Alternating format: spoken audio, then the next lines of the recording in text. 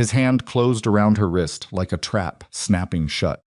Right there in the middle of the Whitmore Charity Gala, 300 people in black tie, champagne flutes catching light, a string quartet playing something nobody was listening to. Graham Voss grabbed Alara Whitcomb's wrist in front of everyone and smiled like he owned her.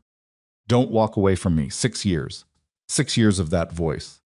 6 years of learning to make herself smaller so he wouldn't get loud. And here he was, engaged to another woman, wearing a ring that wasn't hers, and his hand was on her wrist like the last 6 years hadn't happened at all. If that were you, if someone who destroyed your confidence stood in a room full of people and grabbed you like you were still his, what would you do? Before you find out what Alara did, hit subscribe and stay with us to the very end of this story. Drop a like on this video and tell us in the comments what city or country you're watching from. We genuinely want to know how far this story travels. Now let's go back to that ballroom. The dress was navy. That was the first thing Alara noticed when she put it on that evening, not how it fit, not how it looked in the mirror, but the memory attached to it. Graham had called it provocative, not a compliment. A warning. She'd folded it into the back of her closet 6 years ago and told herself she'd throw it out eventually. She never did. Maybe she always and she'd wear it again when she was ready. She was ready. The Whitmore Charity Gala was the kind of event that required a certain performance from everyone inside it. You dressed well. You laughed at the right moments. You let the right people see your face. Alara had attended 3 of them as Harrison Caldwell's executive assistant, and she'd gotten good at the performance. She knew which donors preferred to be approached, and which ones preferred to be left alone. She knew how Harrison took his scotch, and which conversations he wanted to be extracted from. She was competent in a way that made her nearly invisible, and for a long time she'd thought that was fine. She was working on reconsidering. That Harrison was across the room near the bar talking to a man Alara recognized from the 3rd floor of their building, some kind of asset manager whose name she kept forgetting. She had her own glass of sparkling water. She didn't drink at work events, another habit she was reconsidering. And she was watching the room with the kind of attention she usually directed at spreadsheets. That was when she saw Graham. He was standing near the east entrance, with a woman Alara didn't recognize. Tall, blonde, wearing something that cost more than Alara's monthly rent. The woman was laughing at something Graham had said, and Graham was smiling the way he always smiled in public, easy, confident, like he was doing the room a favor by being in it. Alara's stomach dropped. She did a very fast calculation. Distance to the nearest exit, whether Graham had seen her yet, whether she could get across the room and out the door before he looked up. She had done this kind of calculation before. She had done it in grocery stores, in coffee shops, twice in the lobby of her own building when she thought she saw his car parked outside. She was tired of doing that calculation. She stayed where she was. That was her first mistake, or maybe her first act of courage. She still couldn't tell the difference with any reliability. She stayed and she finished her sparkling water, and she watched Graham across the room until he finally glanced up and found her. His expression changed in a way only Alara would have recognized. It wasn't surprise, it wasn't guilt, it was something more like satisfaction, the particular satisfaction of someone who has been looking for something and found it exactly where he expected. He said something to the blonde woman and excused himself. Alara set her glass down on a nearby table and turned to go find Harrison. She didn't make it 3 steps, Alara.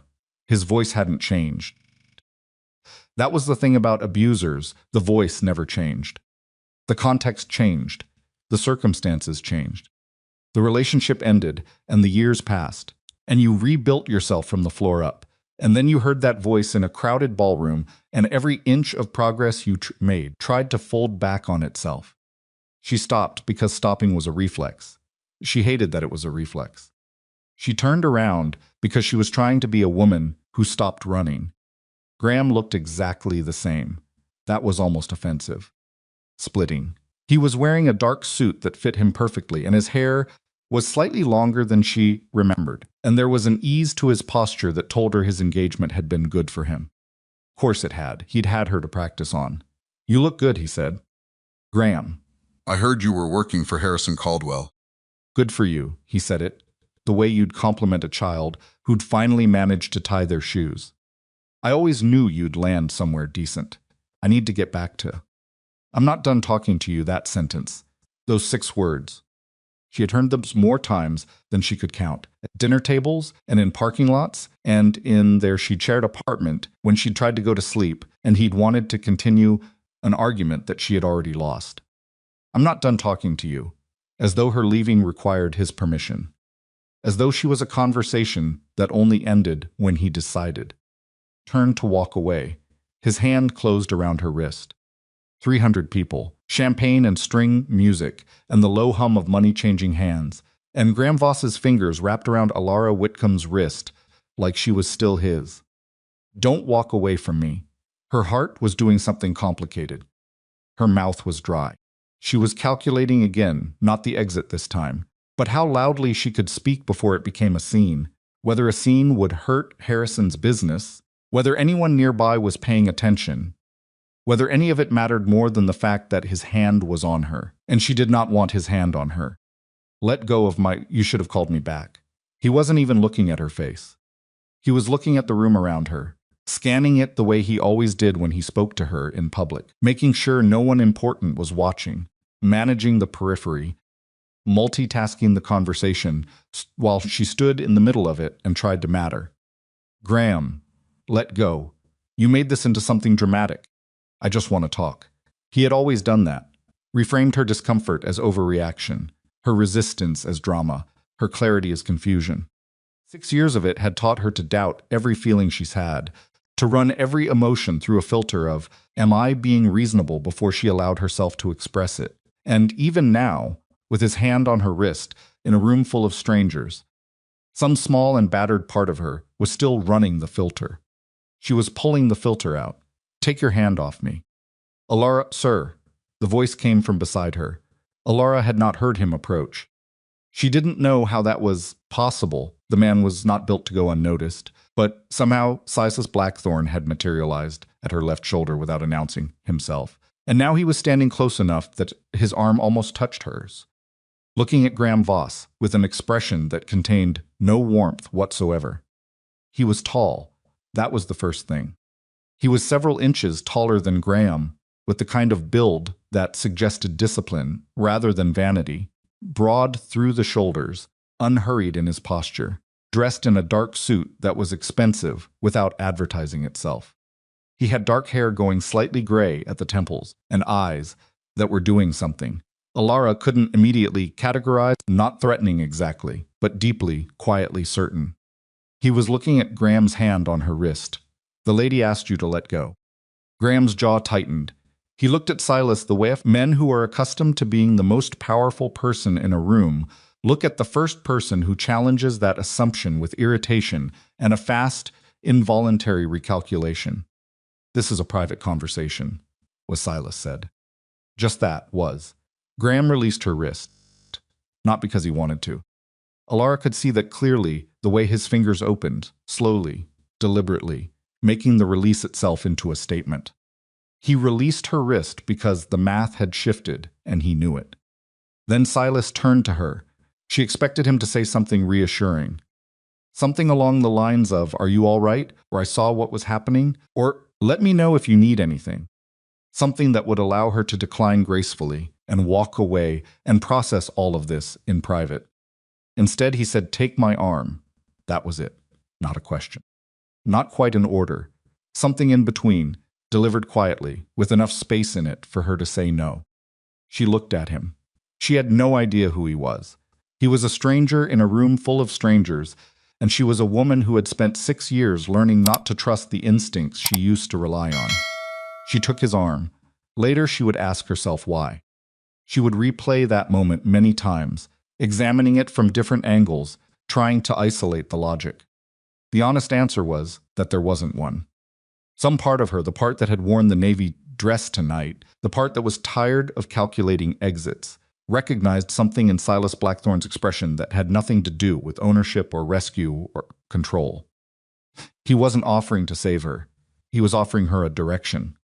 She was the one who decided to move. They walked across the ballroom together. Alara was aware of the room in a way she wasn't usually aware of rooms.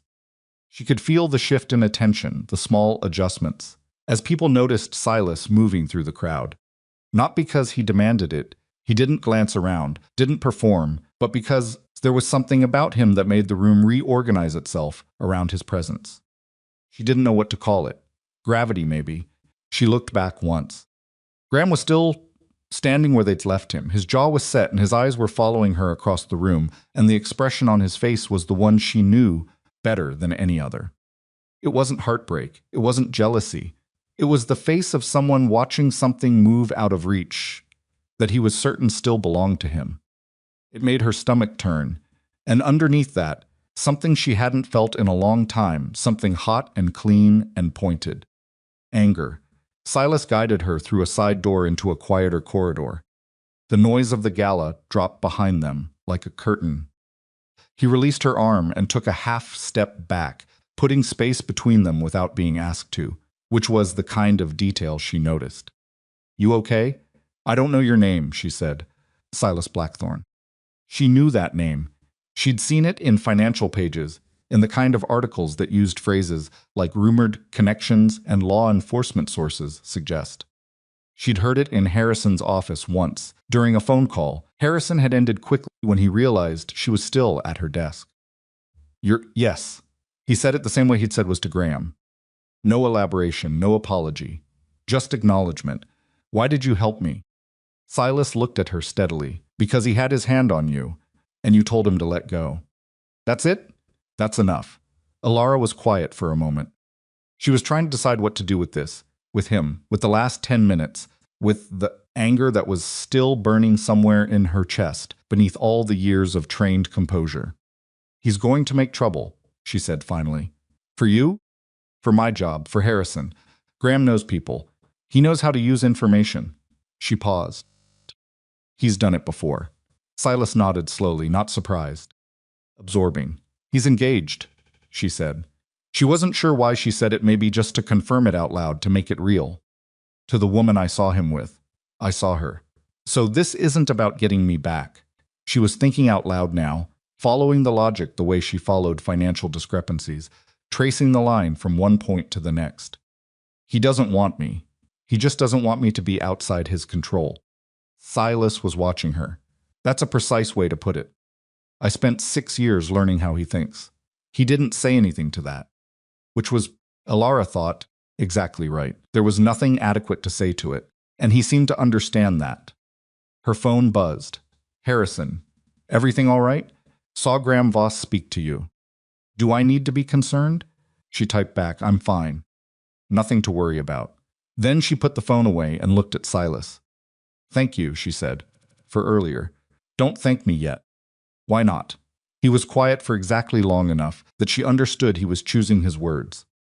"'Cause I know who Graham Voss is. Not personally, but professionally," he paused. "And the name on some of the legal documents I've been looking at for the last few weeks, it's his." Alara went very still. "What documents?" Silas looked at her. Something passed across his expression, not reluctance exactly, but the particular restraint of a person deciding how much to say. "That's a longer conversation," he said, "and this isn't the right place for it." She studied him, a mafia boss in a charity ballroom, telling her there was a longer conversation. A week ago, she would have walked away from that sentence. A month ago, she was trying to figure out if she was walking toward it now, because her judgment had genuinely improved, or because tonight had rattled something loose. "Give me your number," she said. He did without being asked twice. She went back into the ballroom, found Harrison, and spent the next 90 minutes doing exactly what she was paid to do, reading the room, managing introductions, anticipating needs before they were expressed.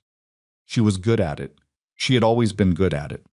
Graham had told her once that her professional competence was the only thing she had going for her, and she had believed him for longer than she should have.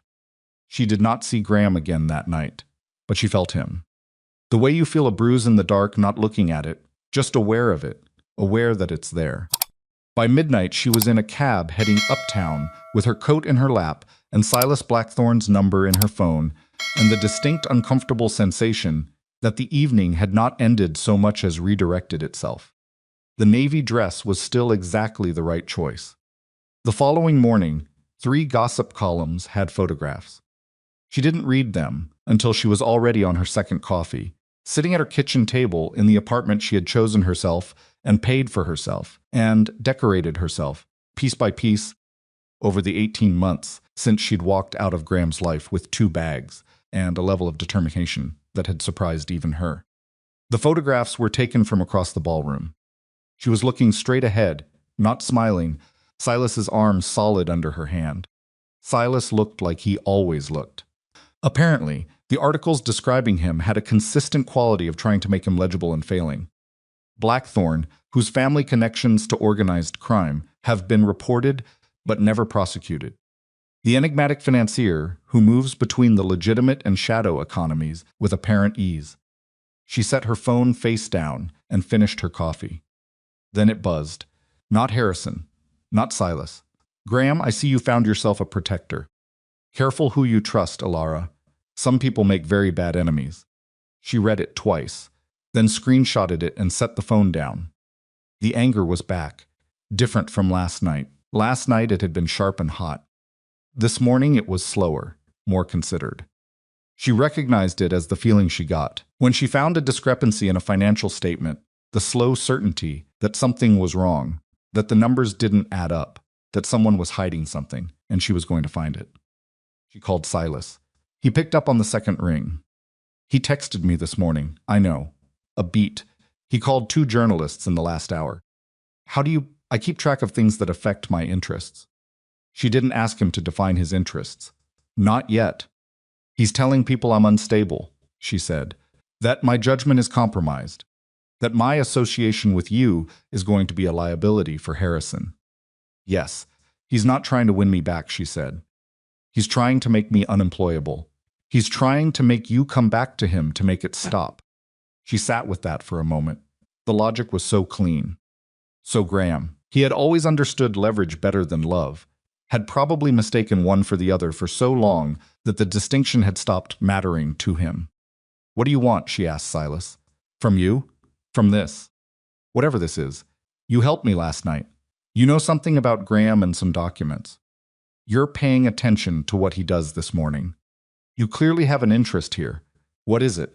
There was a long pause. Long enough that she started to regret asking. I have a problem, he said finally. Graham is connected to it.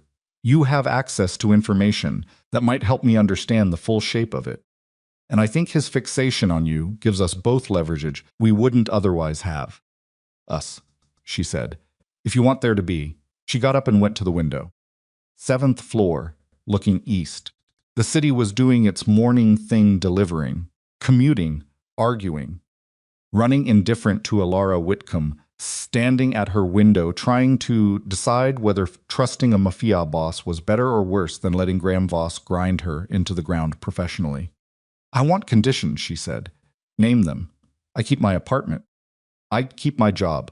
I make my own financial decisions, and I don't ask your permission for any of them. And if I decide I'm done, I walk away. No questions.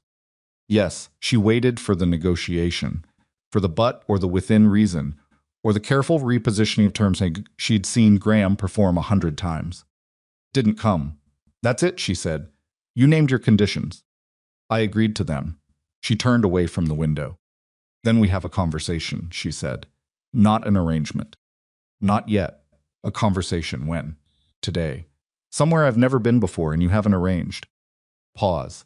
Then something almost like amusement in his voice. There's a coffee shop on 43rd and 9th. Corner table in the back. An hour? She said yes. She hung up and stood in her kitchen for a moment, in the apartment that was hers, in the city that had watched her put herself back together, wearing yesterday's pajamas and carrying a feeling she couldn't quite name. Not hope. She'd learned to be careful with hope. Something harder than hope. More structural. The feeling of someone who has identified a problem and is now, finally, beginning to formulate a plan. She went to get dressed, not because anyone was expecting her to, because she had somewhere to be. The coffee shop on 43rd and 9th was the kind of place that had been there long enough to stop trying. Scuffed linoleum floors, a chalkboard menu that hadn't been fully erased in years, the particular smell of burnt coffee and old wood that meant nobody was performing anything for anybody. Alara approved of it immediately. Silas was already at the corner table when she arrived. He had a black coffee in front of him, and nothing else, no phone on the table, no open laptop, no newspaper folded to signal casual.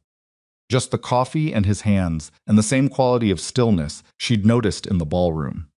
Like a man who had learned a long time ago that movement was expensive. She sat down across from him without taking off her coat. "You were early," she said. "I'm always early. Control thing?"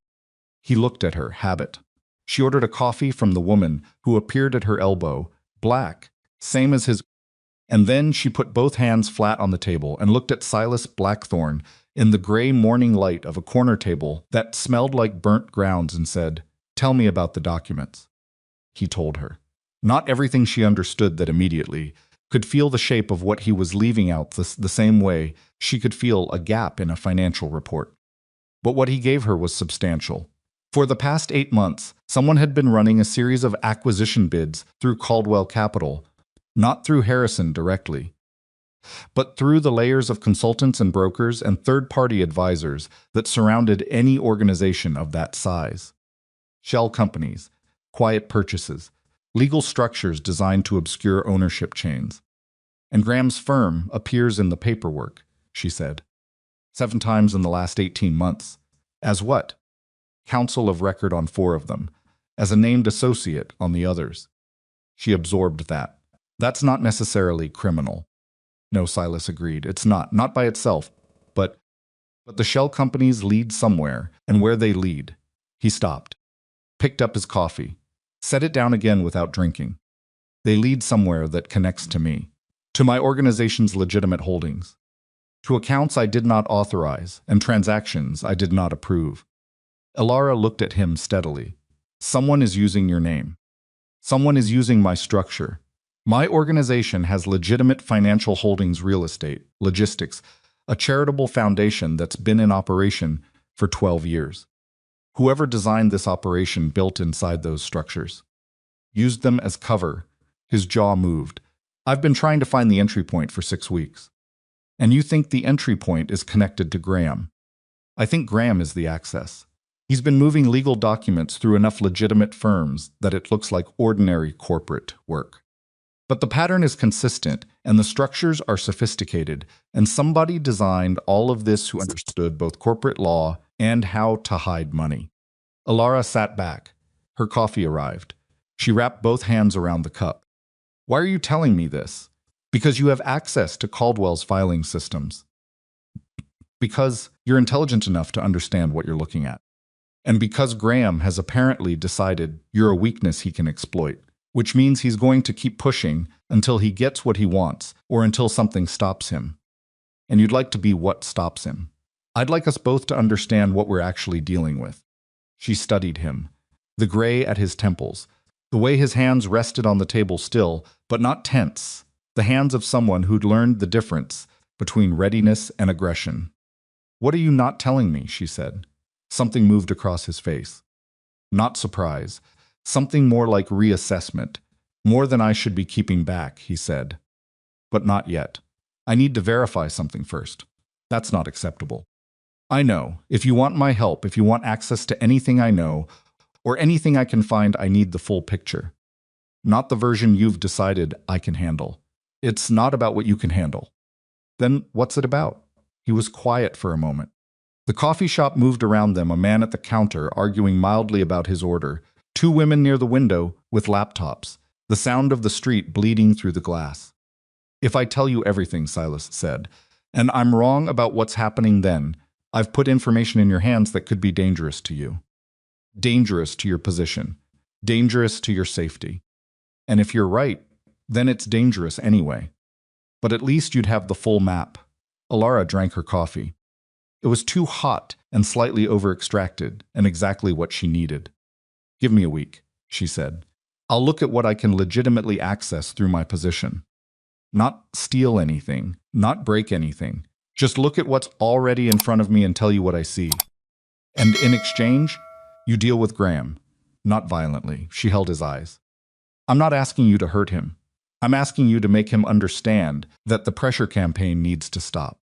And if he doesn't stop, then we talk about next steps.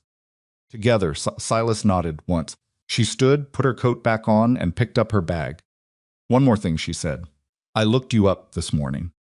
Everything I could find publicly. And I know who you are. What you are.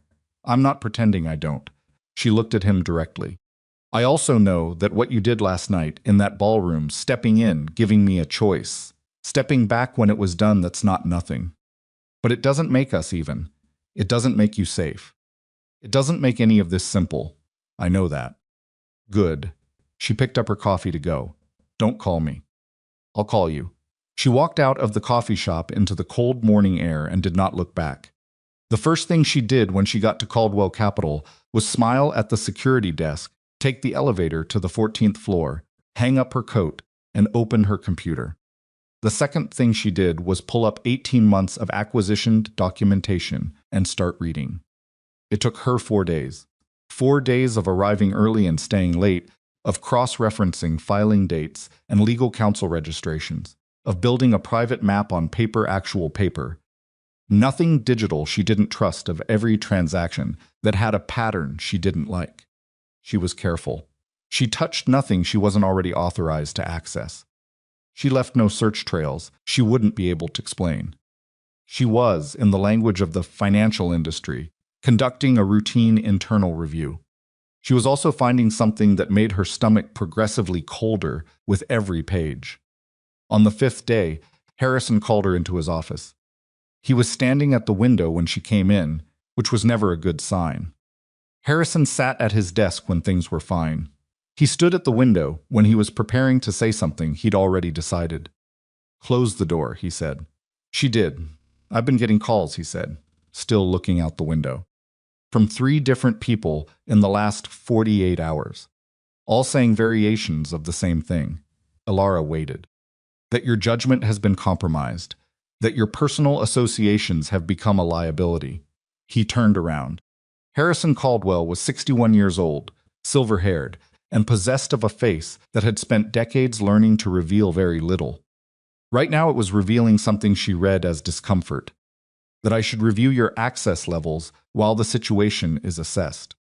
Graham Voss, she said. Harrison was quiet. He contacted you directly or he used intermediaries? Harrison? A pause. Intermediaries. 2 of them. One is a board member. She sat down in the chair across from his desk without being invited. Her back was straight and her hands were in her lap, and she was running through a very fast internal inventory of what she felt, which turned out to be primarily anger and secondarily something sad and tired and deeply unsurprised. I have worked for you for 8 months, she said. In that time, I have not made a single significant error. I have managed 2 acquisitions, cleaned up the documentation on a 3rd that was in a mess before I arrived, and I have never once given you a reason to question my judgment on anything that actually mattered. I know that. Then I need you to tell me what you told them. Harrison sat down. He pressed his hands together on the desk in a way that made him look briefly like a much older man. I told them I would look into it, he said. I didn't agree with anything they said. I didn't commit to any action, but I said I would look into it. That's not nothing. No, it's not. He met her eyes. Who is Silas Blackthorne to you? Someone I met at the gala. Someone who helped me out of a situation. What situation? She held his gaze. Graham grabbed my wrist in the middle of the ballroom and told me I wasn't allowed to walk away from him. Harrison went very still, and Silas Blackthorne intervened. Yes, and the photographs are of me walking across a room with a man who helped me. Not a relationship, not an arrangement, a single walk across a ballroom. Harrison was quiet for a long time.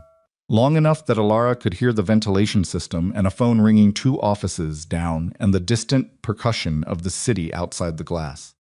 I should have asked you directly, he said finally. Before I said I'd look into anything. Yes, you should have. Another silence. Different quality this time. Is there anything I need to know about? He asked. About Blackthorne. About Graham. About anything you might have noticed in the course of your work here that... Not yet, she said. Give me a few more days. He nodded. She stood up and went back to her desk. That evening, her phone lit up with a number she didn't recognize. She almost didn't answer. She answered. Silence on the line for 3 seconds. Then a voice she didn't know, male, unhurried, with an accent she couldn't place immediately. Mid-Atlantic, maybe. Old money. The voice of someone accustomed to speaking and being heard. Ms. Whitcomb, I apologize for calling without introduction. My name is Bennett Crow. She stood very still in the middle of her apartment. I understand you've been spending time with Silas Blackthorne, Crow said. I wanted to make contact before that relationship progressed any further. There are things about Mr. Blackthorne you should know. Things that affect your safety and your professional future.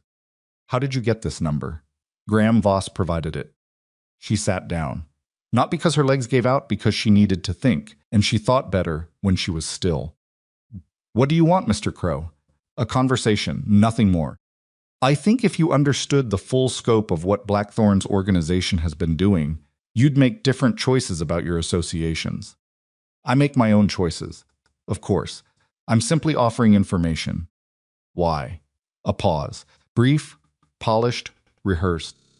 Because you're an intelligent woman in a difficult position, and I believe intelligent women deserve accurate information. She almost laughed. She almost said what she was thinking, which was that she had heard that sentence more various forms, and it had never once meant what it claimed to mean. I'll think about it, she said. Of course. Take your time, a beat. Though I'd suggest not too much time. Things are moving rather quickly. He hung up. She sat in her apartment for 60 seconds. Then she called Silas. Bennett Crow just called me. 3 seconds of silence. Very different from Crow's silence. This one felt like something tightening. On what number? My personal cell. Graham gave it to him. Another pause. Are you home? Yes. Don't open your door for anyone in the next hour. I'm sending someone to your building. Before she could respond, not to watch you. To watch the street. There's a difference. Silas. I know. I'll explain when I can. Did Crow say what he wanted? Conversation. Said he had information about you. Said things were moving quickly. He's right about that last part. She heard something in the background movement. A door. Someone else's voice, low and indistinct. Then Silas again. He called you, because Graham told him you were our point of contact. He's trying to flip you. Flip me. Get you to pull back. Give him information. Or at minimum, get you frightened enough to stop looking at whatever you've been looking at. She breathed. How do you know I've been looking at anything? Because it's what you said you'd do. And because if I were you, I'd already have found 2 things that don't make sense. She looked at the paper map on her kitchen table. 3, she said quietly. Silence. Then send me nothing, not yet. Wait until we meet. Tomorrow morning. Same place. Agreed. She hung up and sat in the quiet of her apartment with her paper map and her cold coffee and the feeling that the situation she had walked into was significantly larger than it had appeared at the entrance. This was the thing about conspiracies that no thriller ever quite captured accurately. They didn't feel dramatic when you found them.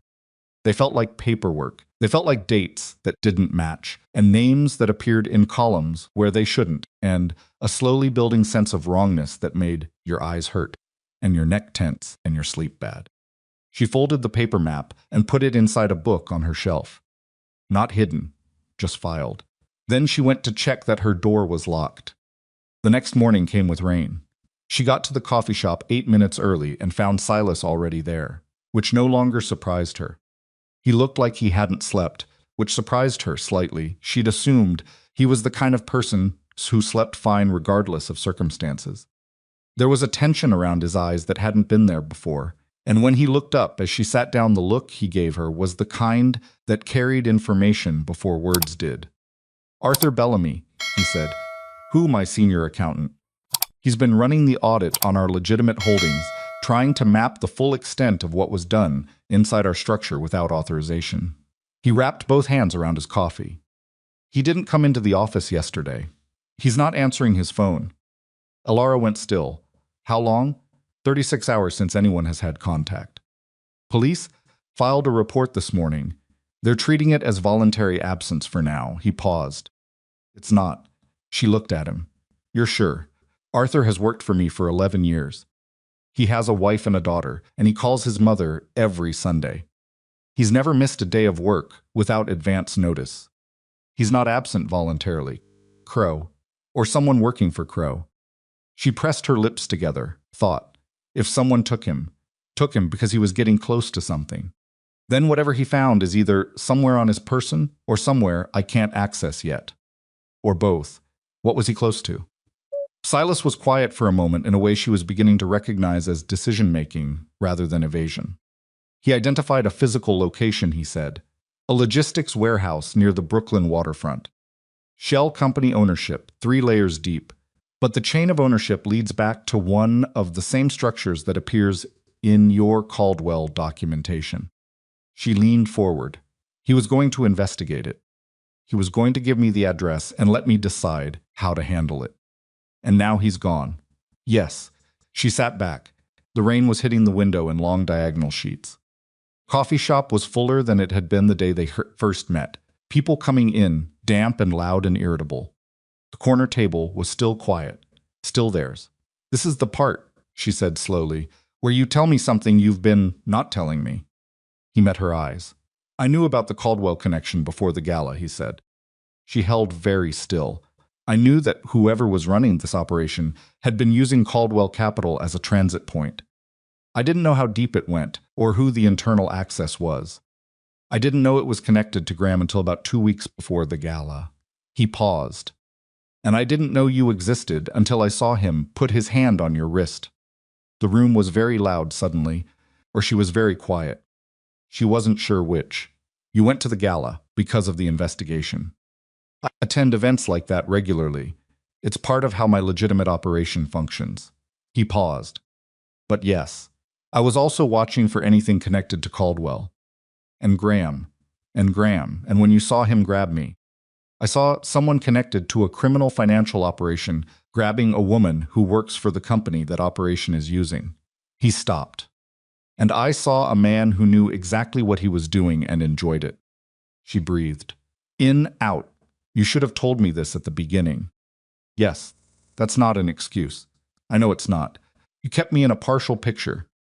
You let me start digging through Caldwell's files without knowing the full scope of what I was looking for. She stopped herself, looked at the table, looked back up. I told you at the start. I said I don't work with incomplete information. You did, and you agreed. And then I withheld information anyway. His voice didn't shift, no defensiveness, no performance of remorse. Just acknowledgement.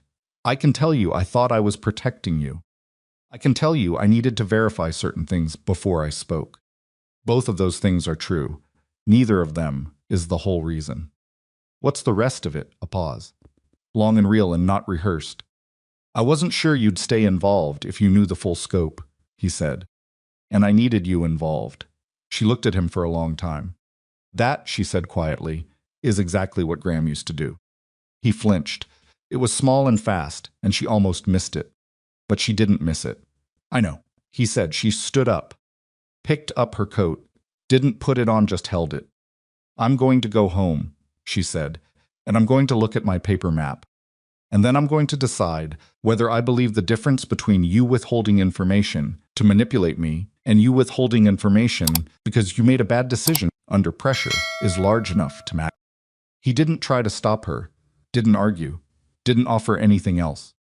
She was almost to the door when she stopped, turned back. The warehouse, she said, the one Arthur identified. Do you have the address? Yes. Send it to me. The information only. Nothing else. She walked out into the rain. She spent 3 hours at home with her paper map and the warehouse address Silas sent, single line, no message attached. She cross-referenced it against the Caldwell documents she had memorized, not written down. Memorized because she was careful and found it. Not the warehouse address exactly, but a company name. A name that appeared in the Caldwell paperwork as a logistics coordinator on a failed acquisition and appeared in Silas's organizational records as a flagged external contractor. The same name, in 2 different systems, connected to a warehouse in Brooklyn. And somewhere in that warehouse or connected to it was a man named Arthur Bellamy, who knew something important enough that someone had taken him to make him stop knowing it. She picked up her phone, called Silas. He answered in one ring. I found the link, she said. Silence. Then where? Caldwell's failed acquisition from 14 months ago. The logistics contractor listed as the third-party facilitator. She paused. The name matches one of the flagged contractors in the records you shared with me. She heard his breathing change. That means the operation was running through Caldwell before you and I were ever in the same room, she said. Which means Graham was targeting Caldwell specifically. Which means your position was never incidental, Silas said. She sat with that. He came after my job, she said quietly. Not because he was jealous. Not because he wanted me back. He came after my job because I was already inside the building they needed access to. Yes, he spent 6 years controlling me so that when he needed a lever inside a specific organization, he had one ready. Her voice was flat, not shaking. She was past shaking. He built me into an asset. Alara, don't, she breathed. Don't tell me it's not my fault. I know it's not my fault. I'm not upset about fault. I'm upset because I need to think about what happens next, and I can't do that while someone is trying to manage my emotions. He went quiet immediately. She stood up and walked to her window. Rain had stopped.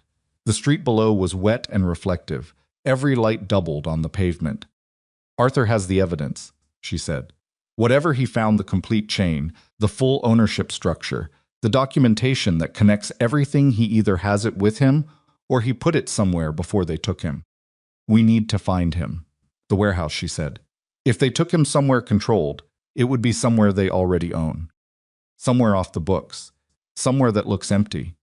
I can send people. If you send people and Graham is there, if Graham is connected to who's holding Arthur, he'll know immediately. He'll move Arthur. He'll destroy the evidence. She was thinking out loud, fast, the way she thought when she was deep inside a problem. Graham's only remaining leverage is his access to me. His obsession with controlling me is the one thing nobody can fully predict or plan around. A long silence. You're thinking about going in yourself, Silas said. It wasn't a question. I'm thinking that Graham has spent 6 years trying to control me, and that the one thing he was never prepared for was me using his fixation against him. She paused. He wants to see me afraid. He wants to see me asking for help. If I walk into that warehouse, if I make him think I've come to negotiate, to give him something. No. The word was hard and immediate. Absolutely not. It's not your decision. Alara, is it your decision? A beat. A long one. The sound of him understanding that she was right and hating that she was right. No, he said finally. Then help me plan it properly, she said. Because I'm going whether you help me or not, and it will go better if you help me. The silence that followed was the kind that meant a door had closed and another one was opening, and whatever was on the other side of it, neither of them could take back once they walked through.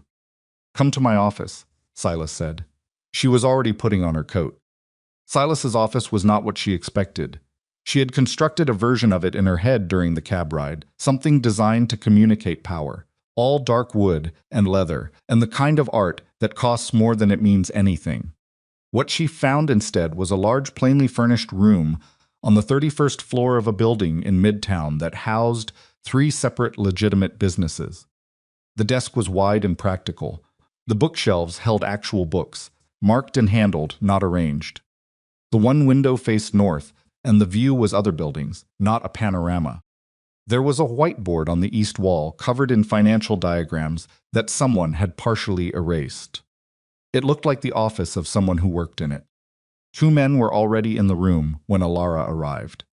Clocked them immediately, one near the door, one near the window, both built and both quiet in the particular way of people who were paid to be quiet and capable.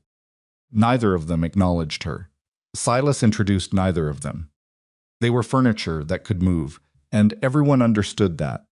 Silas had a city map spread across the desk. The warehouse, he said, without preamble. Arthur identified it 4 days ago. He sent me the ownership chain the morning before he disappeared. He pointed. Here, western edge of the Red Hook waterfront. The building is registered to a logistics company called Meridian Transit Solutions. Meridian's is owned by a holding company in Delaware. That holding company's registered agent is a law firm. Graham's firm, Alara said. An affiliate. 1 degree removed. He looked at her. But yes. She studied the map. How big is the building? Single-story warehouse, approximately 12,000 square feet. Loading bays on the south side. 1 main entrance, 2 emergency exits. There's a mezzanine office level along the north wall that's where the security panel and the internal communications would be. Cameras, exterior only, according to the city permit records. But permit records and actual installation don't always match. She nodded. Security presence? Unknown. That's the problem. He straightened. If I send a team in to surveil the perimeter and Graham has someone watching, which he will, then Arthur gets moved before we can establish whether he's there. And if he's not there, we've lost the element of surprise for nothing. Yes. She looked at the map for another moment. Then she looked up at Silas. I need everything you have on Graham's current communication patterns, she said. Phone records, if you have them. Any contact you've been able to track between him and Crow in the last 72 hours. Silas opened a folder on the desk and slid it toward her. She spent 40 minutes with it, standing, not sitting, reading the way she read financial documents fast, total pulling threads. Silas stood to the side and let her work, which she appreciated more than she said. The 2 men near the door and window remained where they were. Nobody offered her coffee. When she finished, she closed the folder. Graham has made 4 calls to a number registered to a shell entity in the last 48 hours, she said. All between 9 and 11 at night, all under 4 minutes. She tapped the folder. He's checking in, not planning checking in, which means he's not running the warehouse operation himself. He's a middleman. Crow, Silas said. Crow, and whoever Crow has on the ground at that location, she paused.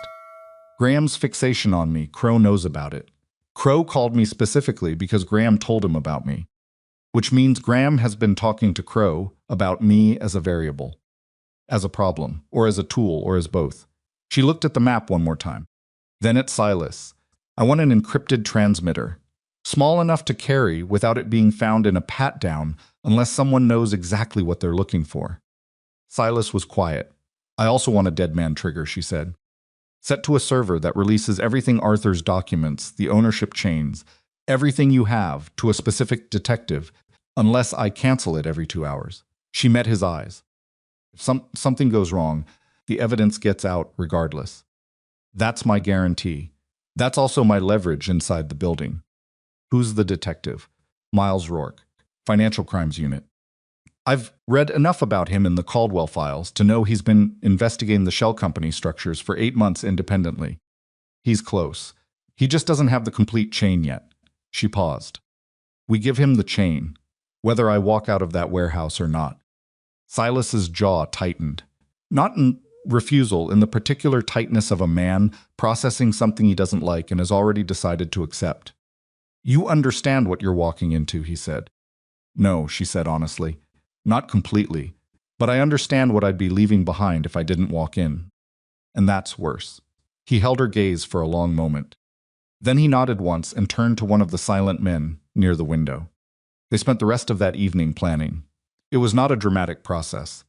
It involved maps and communication protocols and contingency chains and the kind of methodical conversation that left no room for anything cinematic.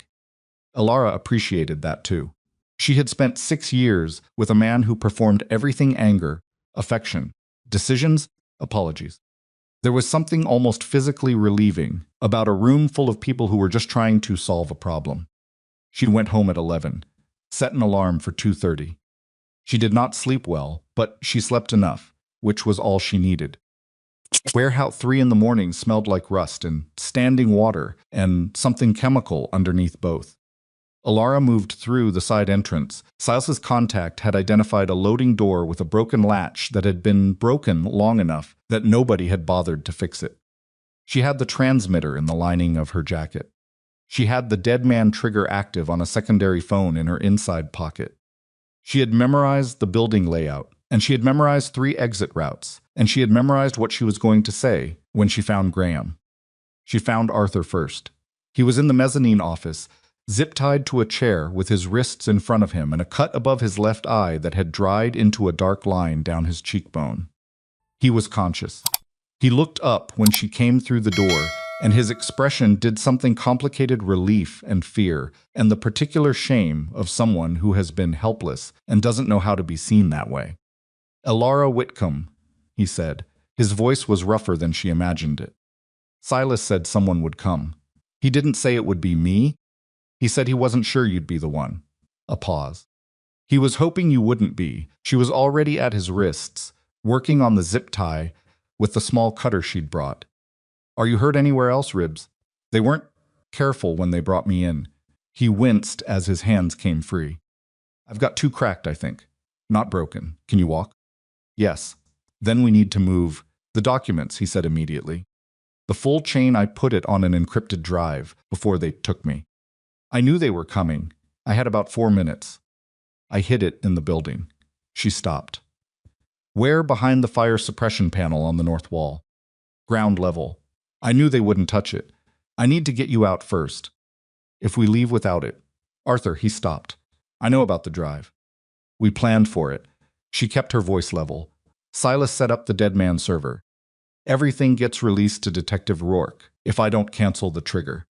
The drive is insurance, not the only copy." She looked at him. "You hid the important things. Now let me get you out." He nodded.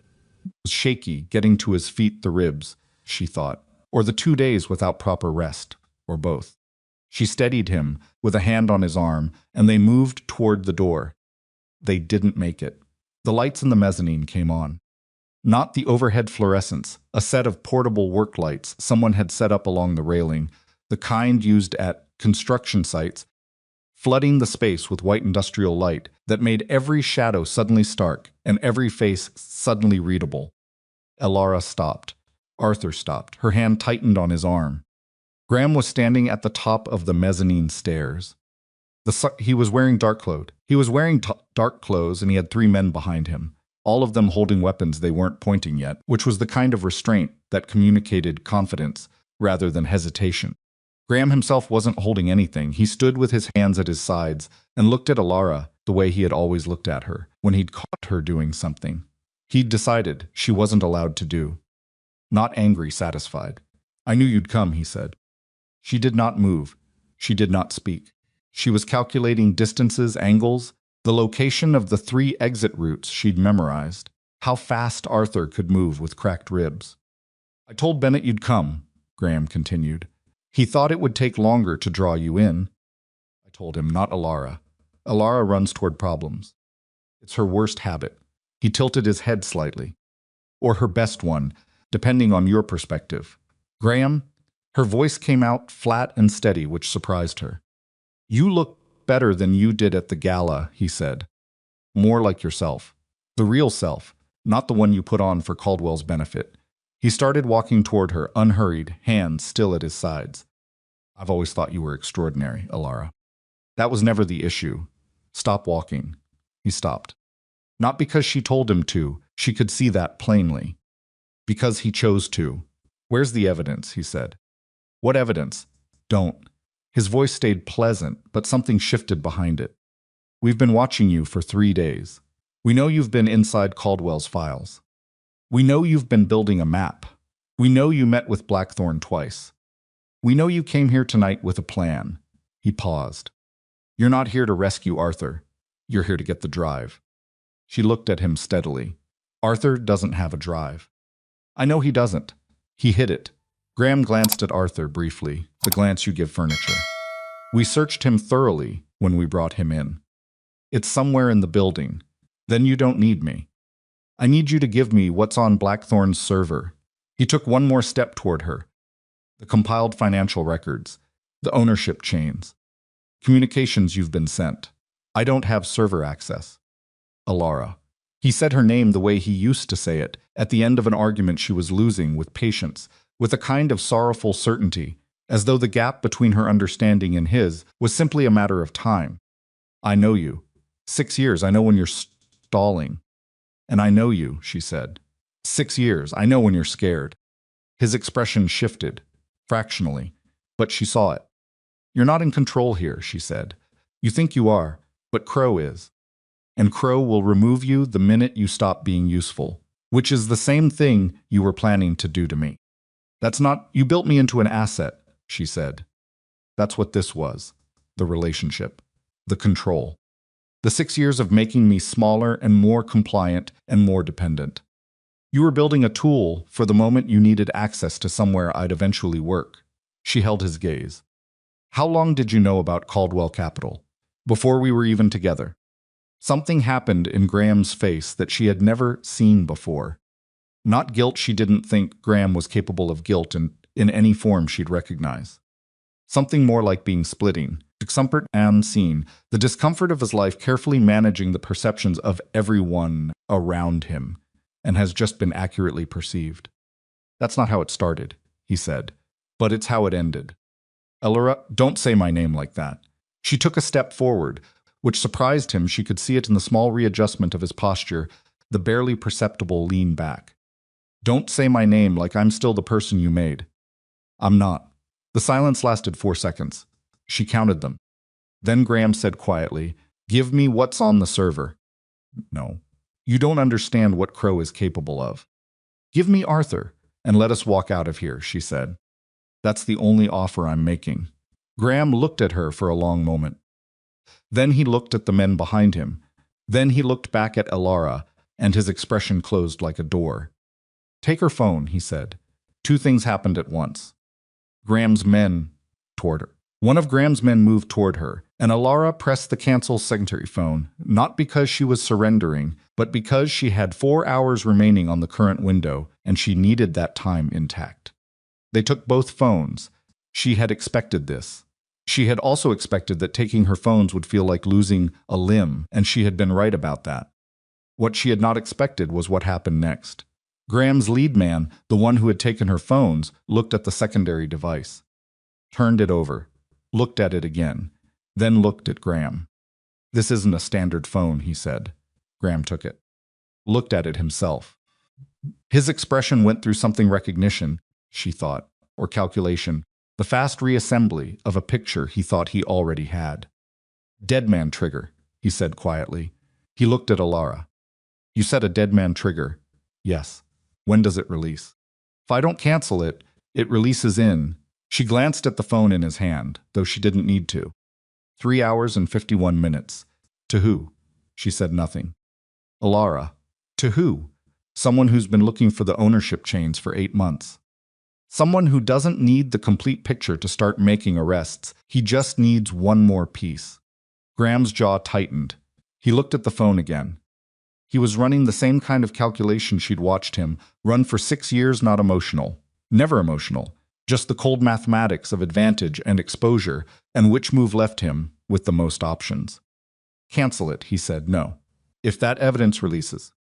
Then Crow goes to prison, and you go to prison, and the structure you've spent years building gets dismantled, she said. I know. I'm aware of the consequences. You'd go down with it. Your access to Caldwell's files. I've already told Harrison everything. A lie. A necessary one, delivered without inflection. He's already cooperating. Graham stared at her. She held his gaze and did not blink, and did not breathe, and waited for him to decide what she actually was. Then her own lie partially collapsed on her, because Graham smiled. Not the satisfied smile from the beginning of the encounter.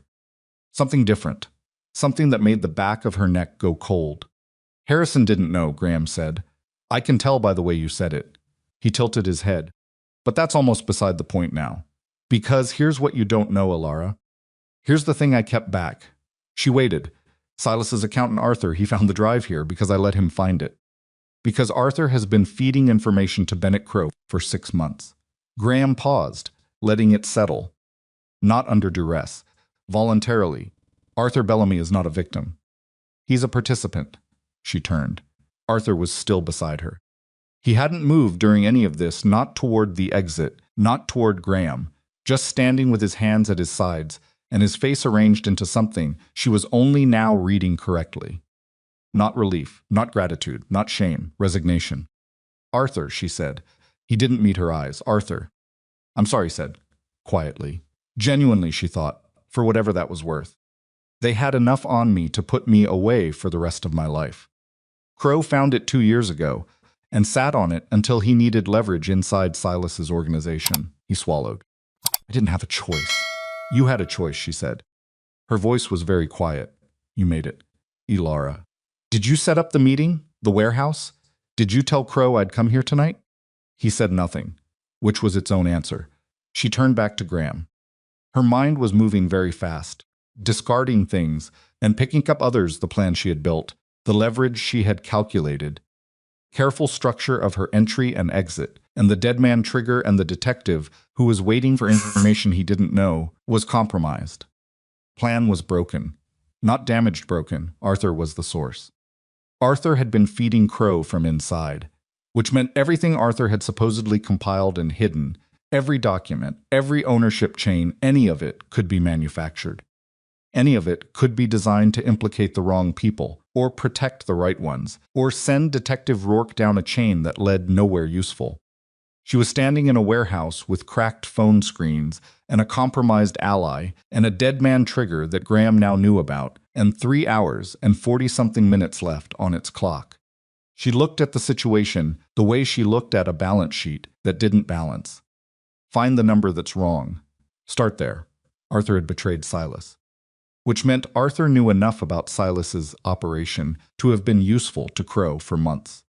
Which meant Crow knew the shape of Silas's organization in significant detail.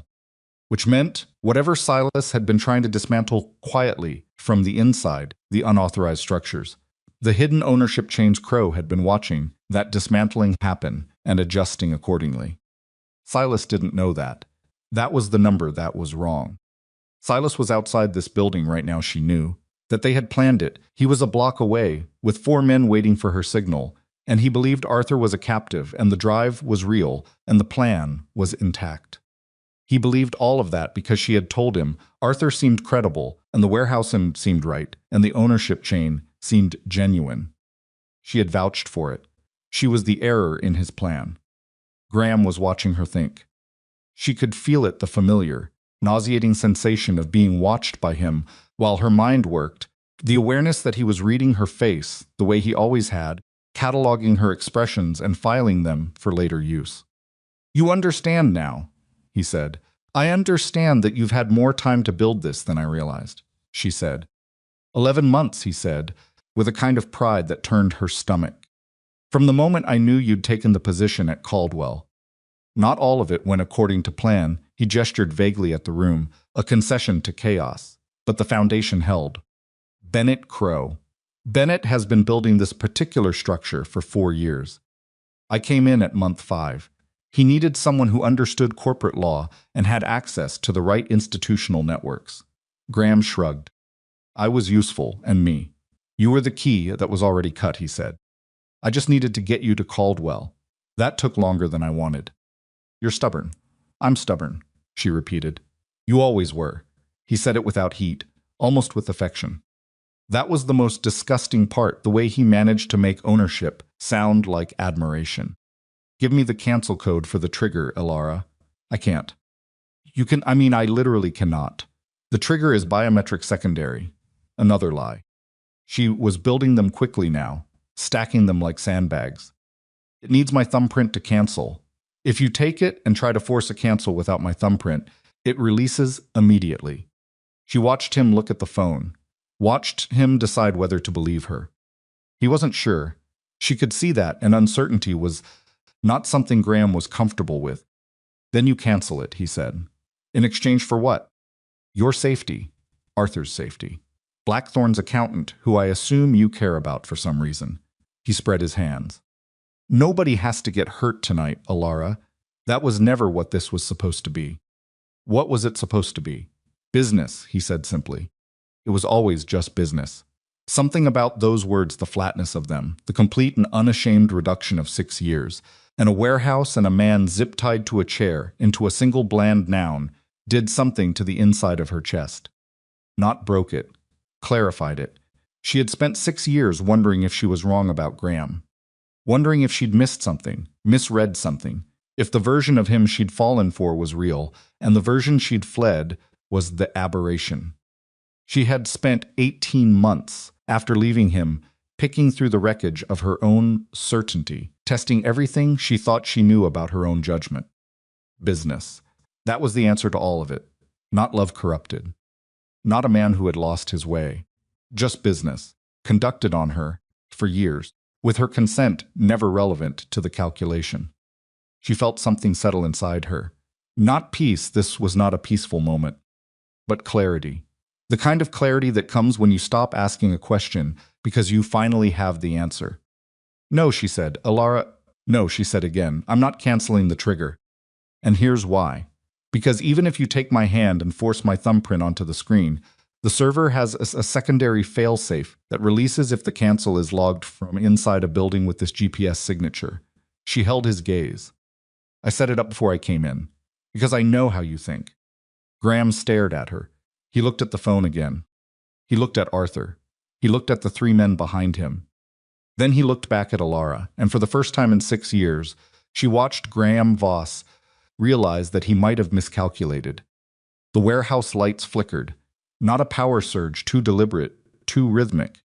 3 short pulses. Silas's signal. He was in the building. Graham heard it too. She watched his head turn toward the south side of the building, toward the loading bays, toward the entrance she had not come through. How many, he said to his men. Unknown. The lead man was already moving. We have to assume. And then the lights went out entirely. Not flicker gone. The work lights, the mezzanine overheads, everything. Total darkness.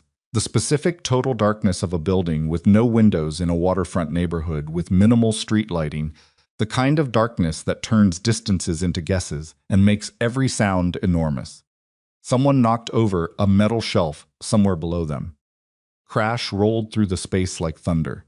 Alara grabbed Arthur's arm. Not out of trust, she had approximately 0 trust for Arthur Bellamy at this particular moment.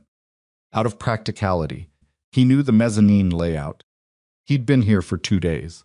North stairs, she said, directly into his ear. Fire suppression panel, move.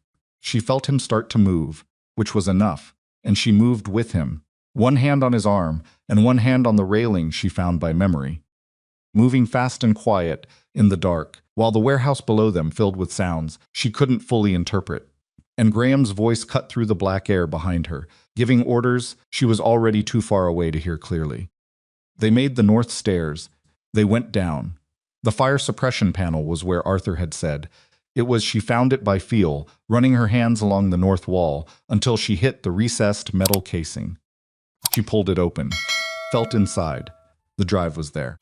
She took it, put it in her interior pocket, against her ribs, the safest place she had. Then the emergency lights came on. Red, low, strobing at irregular intervals, which was worse than steady. The irregular rhythm made depth perception unreliable and turned movement into something choppy and hard to track. She saw Graham on the mezzanine above her. He saw her. He saw her hand coming out of the fire suppression panel. His expression, even in red emergency light, even from 30 feet below, she could read it, went from calculation straight through to fury, and the fury had a quality she recognized from the worst years of their relationship. Not hot, not explosive, but cold and total and entirely focused on her. He started toward the stairs. She grabbed Arthur and ran. The ground floor of the warehouse was chaos shapes moving in the red strobed dark, the sounds of struggle from multiple directions, a crash from somewhere near the loading bays, someone shouting in a language she didn't recognize. She kept Arthur moving, kept herself low, kept the north wall to her left as a reference point. She was looking for Silas. She found a problem instead. The east emergency exit, one of the 3 routes she had memorized, was blocked. Not locked, blocked. A pallet of shelving units had come down across the door, either in the fight or deliberately. She couldn't get it open with one hand, and Arthur's ribs meant she couldn't ask him to push. She turned toward the south exit. Figure stepped out of the dark directly in front of her. Not Silas. Not Graham. Someone she hadn't seen before, one of Crow's people, she thought, stationed somewhere she hadn't accounted for, which was exactly the kind of mistake you made when you planned something with incomplete information. The figure raised something. Alara did not think. She pulled Arthur sideways, behind a steel support column, moving on pure reflex and 6 years of learning to read the fraction of a second before something happened in a room. The shot, if it was a shot, the sound was swallowed by the chaos mist. She pressed her back against the column and breathed. Arthur was breathing too fast beside her. Not panic pain. The ribs. Can you keep going? Yes, he said. Then I'm sorry. For what I told you later, she said. She looked around the column. The figure was moving toward them. Slowly, systematically, the way a professional moved in a building they knew, and you didn't. But Alara had studied this building for 3 days. She knew one thing about it that most people in this room did not. The fire suppression release valve for the dry chemical system was on the north wall, 6 feet from where she was standing. She reached for it and pulled. The sound was enormous, a deep mechanical exhaust, like the building clearing its throat, and then the chemical cloud hit the air, white and dense and instantly blinding, rolling through the space with a speed that surprised even her, filling the warehouse floor from the ground up in great billowing waves that turned the red emergency lights into something almost beautiful and completely disorienting. A red-lit fog that swallowed shapes and distances and replaced certainty with nothing. She heard coughing, shouting, movement from multiple directions, none of it organized. She grabbed Arthur's arm again. "South wall," she said. "Count your steps. Don't stop." They moved through the white chemical fog, blind and coughing, and somewhere in the building behind them she heard Graham's voice, still giving orders, still trying to run something that had already run away from him, and somewhere ahead of her. Through the fog and the red light and the sound of chaos, she heard a voice she recognized. Silas, close, moving toward her. She kept her hand on Arthur's arm and her other hand in front of her, and she walked forward into the white and the red and the wreckage of everything that had gone wrong tonight. Carrying a hard drive against her ribs and 3 hours of time on a dead man trigger and the particular cold clarity of a person who has run out of plans and is now operating on something older and harder and less articulable than planning. She walked forward because there was no other direction. And through the fog, a hand found her arm, large, steady. The grip of someone who had been looking for her and had not stopped looking. She grabbed back. The hand that found her in the fog was Silas's. She knew it before she could see him. The grip, the particular steadiness of it, not clutching but holding, 2 different things. He pulled her forward, and she came out of the chemical cloud, coughing, eyes burning, Arthur stumbling behind her with one hand on her shoulder. The south wall. They were at the south wall.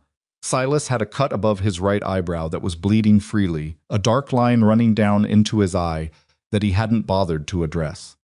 He looked at her face, first checking, she understood, not possessively, just the fast inventory of someone confirming that a person he was responsible for was intact. Then he looked at Arthur. His expression did something complicated. "He knows," Alara said before Silas could speak. "About Arthur. Graham told me." Silas looked at Arthur for 3 seconds. Arthur didn't look back. "The drive," Silas said. "I have it." She pressed her hand against her interior pocket. North wall, fire suppression panel. Arthur hid it there before they brought him in, she paused. Or it was placed there for us to find. I don't know which yet. Does it matter right now? It matters for what we do with it. She was still coughing, short controlled bursts that tasted like chalk and chemical. We can't give it to Rourke until we verify the chain. If Crow's people manufactured any part of it, we verify later. First we get out, she almost argued. Then she heard something from the direction of the mezzanine movement, fast and deliberate, coming toward the stairs and stopped arguing. Silas's 2 men materialized from the chemical haze to their left. She hadn't seen them enter. She had no idea how long they'd been inside. They moved in the tight, practiced way of people who had done this in worse conditions than a fogged warehouse with red emergency lighting, which was not a reassuring thing to think about, and also oddly steadying. "East exit is blocked," she said. Shelving came down. "West loading bay is compromised. Crow has 2 people on the exterior." Silas looked at his men. "South? 1 man down, 1 unaccounted for. The unaccounted one is inside somewhere," Alara said. "He came at us from the south, before I hit the suppression valve." Don't know where he went. Silas's jaw tightened. He pulled her sideways behind a steel rack that had partially survived the suppression cloud and crouched low. She crouched with him. Arthur moved slower, one hand pressed to his ribs, face pale in the red light. How many did Graham bring in total? Silas asked her. I saw 3 on the mezzanine with him, plus whoever was already here before I arrived. So we have at minimum 2 unaccounted for inside and 2 on the exterior west. And Graham. He looked at her. Did you run the trigger status before they took your phones? I canceled it when they took the devices. I had time. The window reset. She checked her internal clock, the one she'd been running since she walked in, 2 hours and 40 minutes before the next release threshold. Enough time to get out and cancel properly. We get out. We're getting out. She looked at him. The blood from his eyebrow had reached his cheekbone. He didn't seem to notice it. You should have told me Arthur was questionable, she said. I didn't know Arthur was compromised. You suspected. A beat. I had a doubt 1 week old. Not enough to act on. Enough to tell me. His jaw moved. Yes. Enough to tell you. We'll fight about it later, she said. Yes. That was what passed for agreement in a warehouse full of chemical fog and armed men, and it was enough. One of Silas's men, the one closer to the south wall, raised a fist. Signal. Ilara had been briefed on the signals. Someone was moving south-southeast toward their position. Silas shifted his weight. Ilara looked at Arthur. Stay behind the rack, she said. Don't move. Don't talk. He nodded. He looked smaller than he had 2 days ago in Silas's office when Silas had described him as the best financial mind he'd worked with in 11 years. She didn't have space to feel anything about that right now. She filed it. The movement from the south resolved into a shape the unaccounted figure from before, the one she'd pulled Arthur away from. He was moving carefully through the residual chemical haze, weapon raised, using the fog as cover in both directions. Professional. Patient. The kind of patience that came from training rather than temperament. Silas's second man came from the east, silent and low.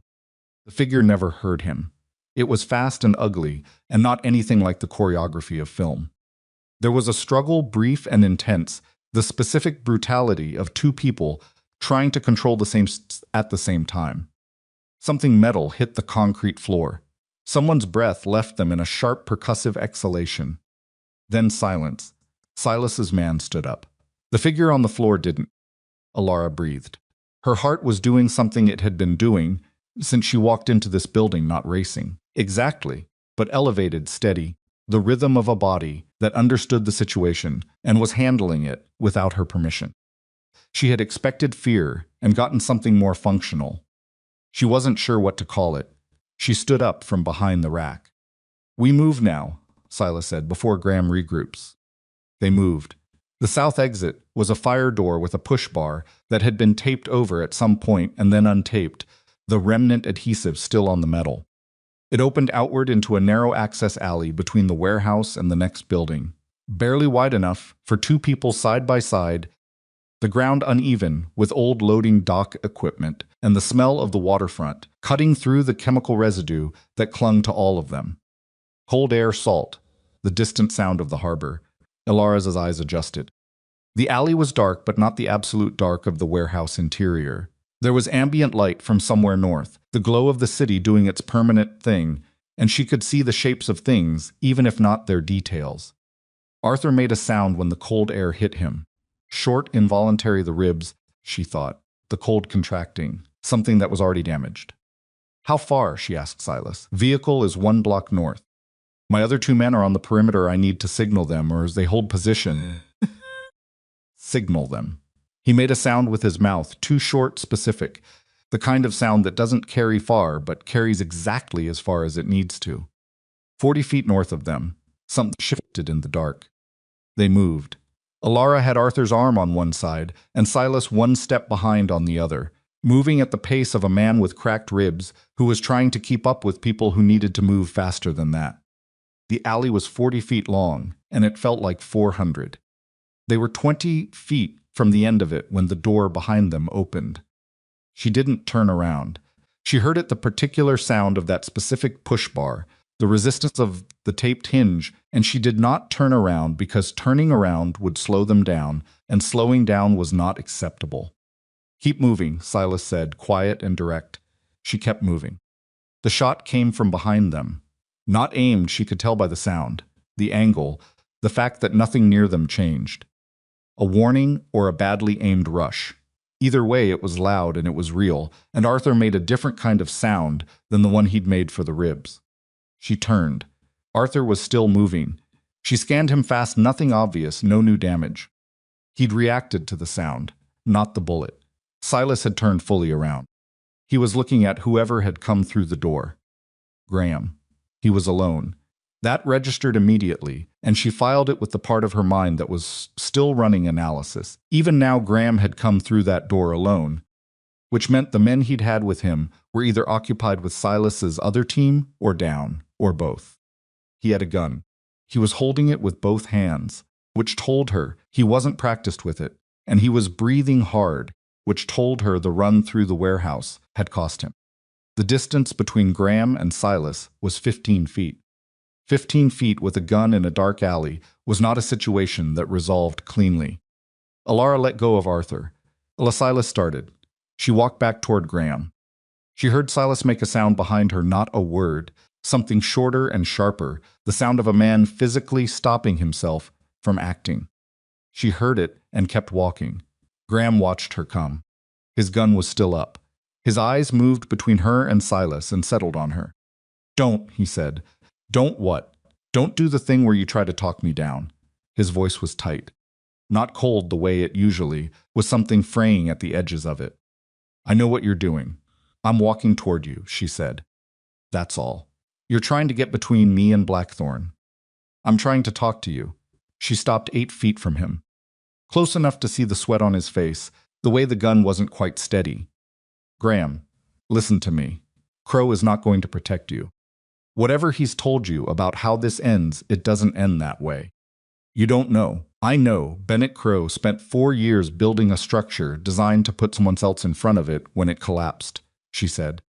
"I've read the documents, the ownership chains, the way every decision traces back to an intermediary who traces back to another intermediary who traces back to you." She paused. "Not to Crow, to you. Because you were careful to make yourself essential, and he was careful to make sure that if anyone looked at the paperwork, your name was on it and his wasn't." Graham's expression shifted. Something she hadn't expected, not denial. Something more careful. "That's not how it's structured," he said. "Then show me how it's structured. Because from what I can see, you're holding a gun in an alley while Crow is—" She stopped. Recalculated. "Where is Crow right now?" Graham said nothing. "Graham," she took one more step. "Where is Crow?" "He's not here. He was never going to be here," she said. "He never puts himself in the same physical space as the operational risk. The whole design. He advises. He builds structures. And when the structures get compromised, he's somewhere else, entirely. And there are documents that say it was someone else's idea." Graham's gun hand had dropped 3 inches. She wasn't sure he'd noticed. "Give me the drive," he said. But the edges of it were different now. "No. Let me ask you something," she said. 11 months. That's how long you've been running this. And before that, 6 years with me. That's 17 years you've spent doing things that benefit Bennett Crow. Not yourself, not your clients, Crow." She held his gaze. "What did he give you?" Graham's jaw tightened. "What did he promise you that was worth 17 years? You don't understand how this world works. I understand exactly how it works. I've been reading your structure for a week." She took the last 2 steps. She was 4 feet from him now. The gun was still between them, but his arms had dropped further, not pointing at the ground but not pointing at her face either. "He promised you legitimacy, entry into something bigger than you could access on your own. The kind of position where your name means something in the rooms that actually matter." She paused. "And instead you're in an alley, with a gun, in the cold, while he's somewhere warm." Something crossed Graham's face that she had never seen before. She pressed it. "Help us take him down," she said. "Not for me, not for Silas. For the 17 years. She heard Silas move behind her. Not toward Graham, toward her. A slight shift in position, weight redistributed. The movement of a man who was holding himself back from doing something that needed to not happen yet. Graham looked at her. She looked back. "What do you get?" he said. Quiet. Personal. Suddenly, the question of someone who needed to understand the transaction before he could make it. "I get my life back," she said. "Actually back. Not the version I've been living since I left you, which is just surviving. Actually back." Graham lowered the gun, not fully. Not to the ground, just down, pointed at the alley floor. Concession that wasn't surrender yet, but was moving in that direction. Then two things happened simultaneously, and the almost resolution collapsed. The warehouse door opened again, not the push bar. The main south exit kicked open hard and loud. Two men came through it, at speed, moving differently than Graham's hired contractors, moving with the specific, coordinated efficiency of people who had trained together and knew each other's positions without looking. Crow's men, the exterior team from the west loading bay, rerouted. And at the same moment, from the north end of the alley, an engine sounded close, then closer, then a vehicle turning into the alley entrance and stopping. Headlights cutting the dark from 60 feet away and pinning all of them in a flat white light that made shadows sharp and positions obvious and hiding impossible. Graham turned, Silas turned, Alara turned, the vehicle idled. Nobody moved for 3 seconds. Then the men from the warehouse started walking toward them, and the vehicle at the north end of the alley held its position, and Alara looked at the geometry of the situation. 5 bodies between her and the warehouse door, a vehicle blocking the north exit, 8 feet of space between herself and Graham, Silas 4 feet behind her, Arthur somewhere to her right with cracked ribs and compromised loyalty and knowledge she still needed, and understood that the alley had become a box. She looked at Graham's gun. She looked at Graham. "You have 2 choices," she said. Fast, quiet, meant for him, alone. "Walk out of this with us. Or Crow's people take the drive, and you become the only person left with your name on every document. You don't know they're Crow's. Are they yours?" He looked at them. His face answered before he did. "Then they're Crow's," she said. "And they didn't come here for you, Graham. They came here for the drive. And when they have it, you're a liability." The men were 30 feet away. Graham looked at his gun. Looked at Silas. Looked at Alara, 25 feet. "We need to move," Silas said from behind her. "Graham," Alara said. 20 feet. And Graham Voss, for the first time in everything she had known of him, in 6 years and 11 months and this alley and all the years before she ever met him, made a decision that wasn't about advantage. She could see it happen, could see the precise moment when calculation stopped and something rawer took over. The moment when a man who has spent his entire adult life managing outcomes finally runs out of outcomes to manage. He turned and leveled the gun at the approaching men and fired once, not well. The aim was off, and the shot went wide, but the sound of it stopped them, dropped them sideways into cover positions, and then he turned back to Alara and said, in a voice she had never heard from him before, stripped of everything practiced and polished, "Move." They moved. Silas went first, 3 fast steps to Arthur, got a shoulder under Arthur's arm. Alara moved alongside Graham. They went north, toward the headlights, toward the vehicle that was still idling. The vehicle's door opened. One of Silas's men. His face appeared in the headlight wash, familiar, one of the 2 she'd seen at Silas's office, the one from the window side. He saw Silas, saw Alara, registered Graham with a look that asked a fast question. "He's with us," Silas said. Drive, they got in. All of them, crowded and cold and chemical smelling and bleeding in Graham's case, no, in Silas's case, the eyebrow still going. She hadn't had a moment to register that, since the alley and the vehicle moved, pulling back out of the alley and turning north and accelerating into the empty pre-dawn streets of Red Hook with the harbor behind them and the city ahead of them and nobody speaking for 30 seconds. Then Arthur said, from the back seat, the drive. Alara put her hand against her interior pocket. Still there. Hard and small and worth everything they'd just done, and possibly nothing at all if it was compromised. "We need to verify it," she said. "I know a lab," Silas said. "Not one of yours. Somewhere neutral." He looked at her. "Neutral," she said again. He nodded. looked at his driver, said an address she didn't recognize. Graham was in the far corner of the back seat, gun now held loosely in his lap, not pointed at anything, looking out the window at streets that were starting to show the first gray suggestions of morning. He hadn't spoken since the alley. He had the particular stillness of a man in the process of understanding that everything he'd built, in the direction he'd been building it, was done. Arthur was next to Graham, not looking at him, looking at his own hands.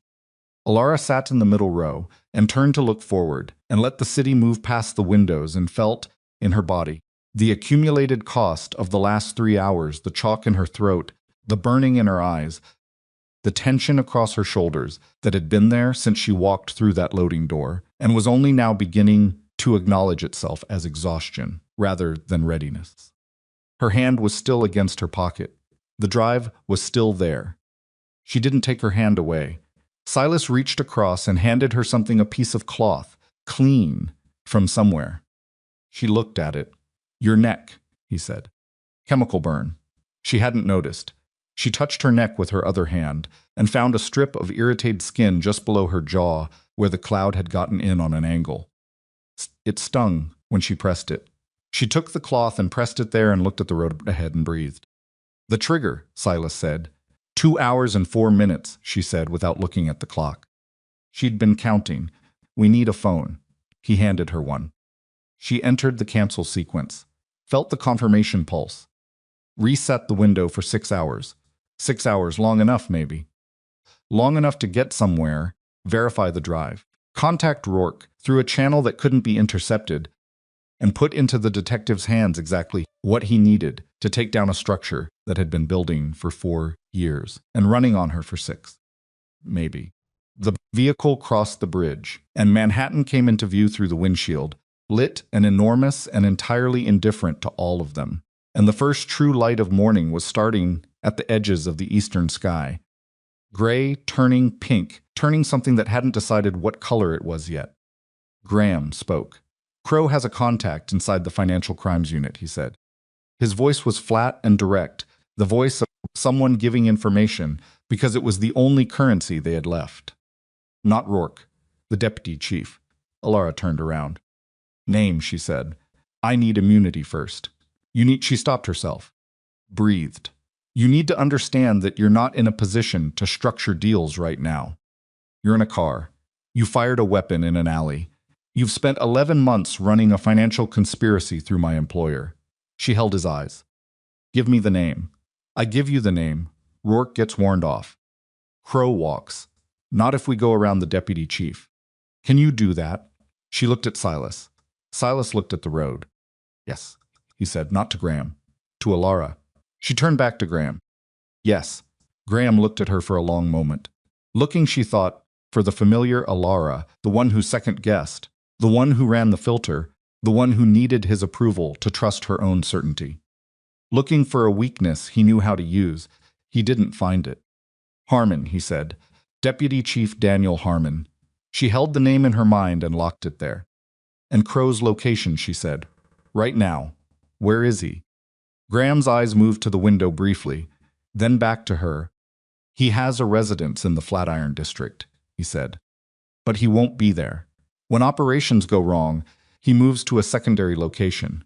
A service apartment in Sutton Place, registered to a consulting firm." He paused. "He doesn't know I know about it." "Why not?" "Because he didn't tell me about it.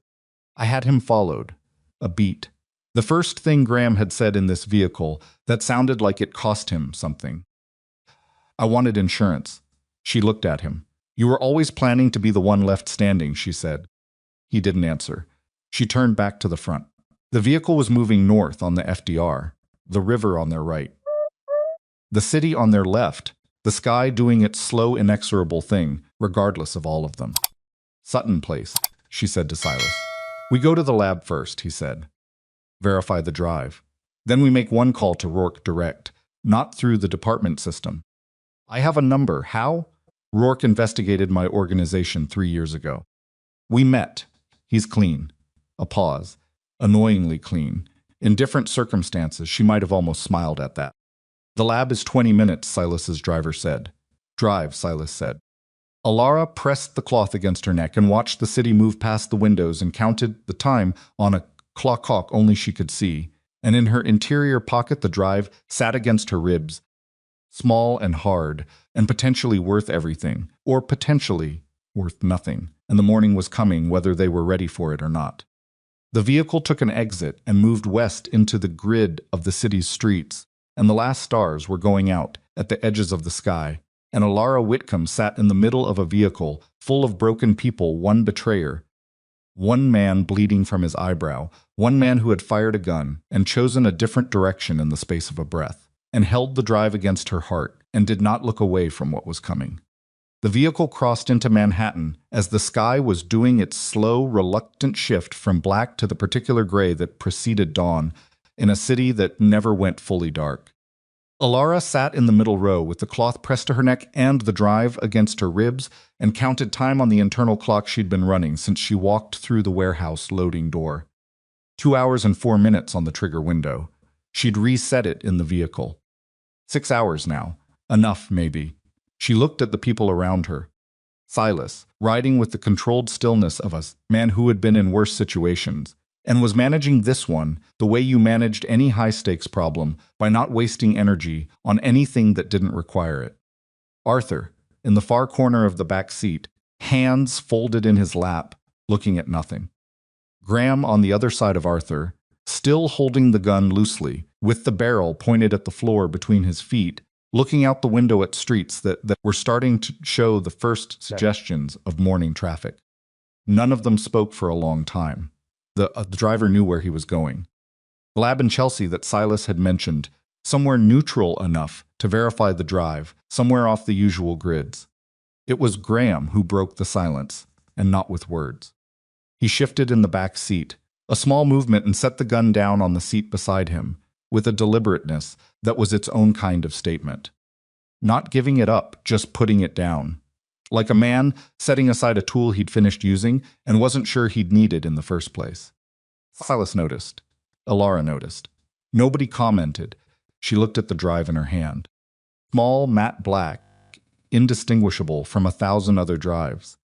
Arthur had built a 19-month ownership chain on it, or most of one, and whatever Crow had fed him to complete the picture was either real or wasn't, and the next hour would tell her which. She was exhausted in a way that had moved past the body and into something deeper, the kind of exhaustion that came from sustained precision over sustained fear. She'd been running on exactness for 4 days, every word chosen, every move calculated, every contingency mapped, and the machinery of it was still running even now, still processing, still pulling at threads. Because that was what her mind did, and she'd learned a long time ago that fighting it was less productive than letting it run out. The thread it kept pulling at was Arthur. Not his betrayal. She'd filed that, categorized it, set it where it needed to sit. The thread was something else. The question of what he'd actually given Crow versus what he'd kept. The question of which parts of the chain on that drive were his work, and which were planted. And the downstream question of whether the ownership structure it described was real, or a version of real designed to close off certain avenues while opening others. She thought about Crow calling her, the particular confidence of that call. A man who believed the situation was controlled. That confidence either meant the drive was compromised and he knew she'd find it and hand it to Rourke as evidence of something designed to mislead, or it meant he'd underestimated her capacity to think around it. She pressed her hand harder against the drive and made herself wait. The lab was a converted office suite in Chelsea, 8th floor, a building with no signage and a buzzer code that Silas gave the driver from memory. The man who opened the door was in his 50s, reading glasses on his forehead, the expression of someone accustomed to being woken at unusual hours with unusual requests. His name was Vince. He took the drive without ceremony and disappeared. The waiting room had folding chairs and a water cooler. Alara sat. Her coat was still on. She didn't have the energy to take it off. Silas stood at the window. The city below was beginning to fill with early morning movement delivery trucks, the first commuters, the particular purposeful energy of people who started work before most of the world woke up. She watched him watch it, and there was something in his posture that she recognized as a version of what she felt, the quiet after sustained action, The body still alert, but the immediate necessity receding, the space where feeling was allowed to start catching up to event. Arthur sat with his water cup between his hands and his eyes on the floor. She looked at him for a moment. He was pale, and the cut above his eye had dried into a dark line, and his ribs were causing him pain. She could see in the shallow, careful way he breathed. He had spent 2 days zip-tied to a chair and 6 months betraying a man who trusted him, and this morning he had compounded the second thing with a deception she had walked directly into. She didn't hate him. She'd expected to and found she didn't, which surprised her somewhat. What she felt was something more like grief, not for herself, but for the shape of it, the ordinary human tragedy of a person who had been leveraged and made choices under pressure and kept making them until the choices made them. Graham was standing near the door, not leaning on anything, not sitting, maintaining the careful uprightness of a man who understood that how he held himself in this room mattered to what came next. She understood that kind of maintenance. She'd practiced it herself for 6 years in his presence, the constant physical performance of composure for an audience of one. She looked away from him. 11 minutes passed. Vince came back with a printout. "Drive is real," he said. "Data is intact. Metadata timestamps, consistent across all files going back 19 months. He looked at Sussless, then at Alara, with the equitable attention of a man who had quickly assessed where the operational intelligence in the room lived. "No manufacturing I can detect. Someone built this chain methodically. Every document has a legitimate origin." Alara breathed out. Something in her chest loosened. "The complete picture," she said. "What does it show?" Vince looked at the printout. Shell company ownership chains for 14 entities. 3 connect to a regulatory consulting firm in Delaware principal officer, listed as B. Crow. The other 11 terminate through 5 ownership layers in the same individual's beneficial interest. Also Crow. "Every failed acquisition," Alara said. "Every flagged transaction I can cross-reference from the public record. Yes." The money moved through. He glanced at Silas. Through a set of legitimate holding structures, was laundered across 6 transit entities and emerged as capital investment in Crow's beneficial entities. She looked at Arthur. "The 3 Crow entities. What portion of the chain did you build versus what Crow provided?" Arthur looked up from his cup. The answers took him a moment, not because he was deciding whether to give it, she thought, but because he was doing the honest accounting of it. "I built the first 11 independently," he said. "The forensic trail through the holding structures. I did that from legitimate financial records, bank correspondence, registration documents. That's all mine." He paused. "The 3 Crow entities, the direct connection from the transit layer to his registered firm, I assembled from documents he gave me. He said they were authentic. He said they were the missing piece I hadn't been able to find. And you believed him." "The chain to be complete," Arthur said quietly. "I'd been working on it for 4 months. When he gave me those 3 documents, they fit perfectly. Too perfectly, maybe." He looked at his hands. "I told myself that was because I'd done the rest of it right." The room was very quiet. "Vince," Alara said, "the 3 Crow entities specifically. Can you verify their registration independently? Not from the drive documents, from external sources." Vince nodded. "Give me 20 minutes. He went back into the inner room. Alara stood up, walked to the water cooler, filled a cup and drank it standing up, tasting chemical still on the back of her throat. Filled another and brought it to Arthur and put it on the seat beside him without comment. He looked at it, then at her. "You don't have to." "Drink it," she said. She said it without warmth and without cruelty, the same way she said most things, and he drank it. She turned to Graham. He had been watching her. She met his eyes and held them, and the look he gave her back was different from any look she'd received from him in 6 years, or in the ballroom, or in the warehouse, or in the alley. It was the look of a man who had stopped performing. Particular exhausted transparency of someone whose machinery has finally run out of power to maintain the facade. She walked over to him. "When Rourke gets here," she said, keeping her voice low, "you tell him everything. Not a curated version. Not the version that minimizes your role or positions you most favorably for sentencing. Everything." "I know," he said. I need to hear you say it. Everything, he said. She studied his face. Looking for the familiar tells the slight tension around his eyes when he was managing her, the particular quality of his attentiveness when he was calculating rather than present. She'd learned to read those tells the hard way, and now she was reading him and finding something she'd never found before. He was just there, standing in a room at 5 in the morning after a warehouse and an alley and a decision he'd made that surprised them both, and he was just there, which was possibly the most present he had ever been in her vicinity. "Why did you turn?" she said. "In the alley, you could have handed us over. Crow's people were close enough. You'd have walked away from this with your deal intact." Graham was quiet for a moment. "I don't know," he said. And then quietly, with the reluctant honesty of a man who has been stripped of every more sophisticated option, "I think I got tired of being the person who handed people over." She looked at him for a long time. "That's not enough," she said. "For what you did. It's not close to enough. I know. But it's something." He said nothing. She went back to her chair. Vince returned 22 minutes later. She'd been counting with a second printout that he handed to her directly. "The 3 entities are real," he said. "I cross-referenced against the Delaware Registry, the registered agent database, and 3 years of public tax filings accessible through the IRS disclosure database. All 3 are active entities. Crow's firm is listed as principal on all 3. He looked at her steadily. The documents Arthur was given were authentic. Crow gave him real documents. She felt the shape of that settle. Crow had given Arthur real documents because he'd needed the chain to be real. He needed it to be verifiable because intended for it to eventually reach law enforcement just in a controlled way, at a controlled time, through a controlled channel that he managed.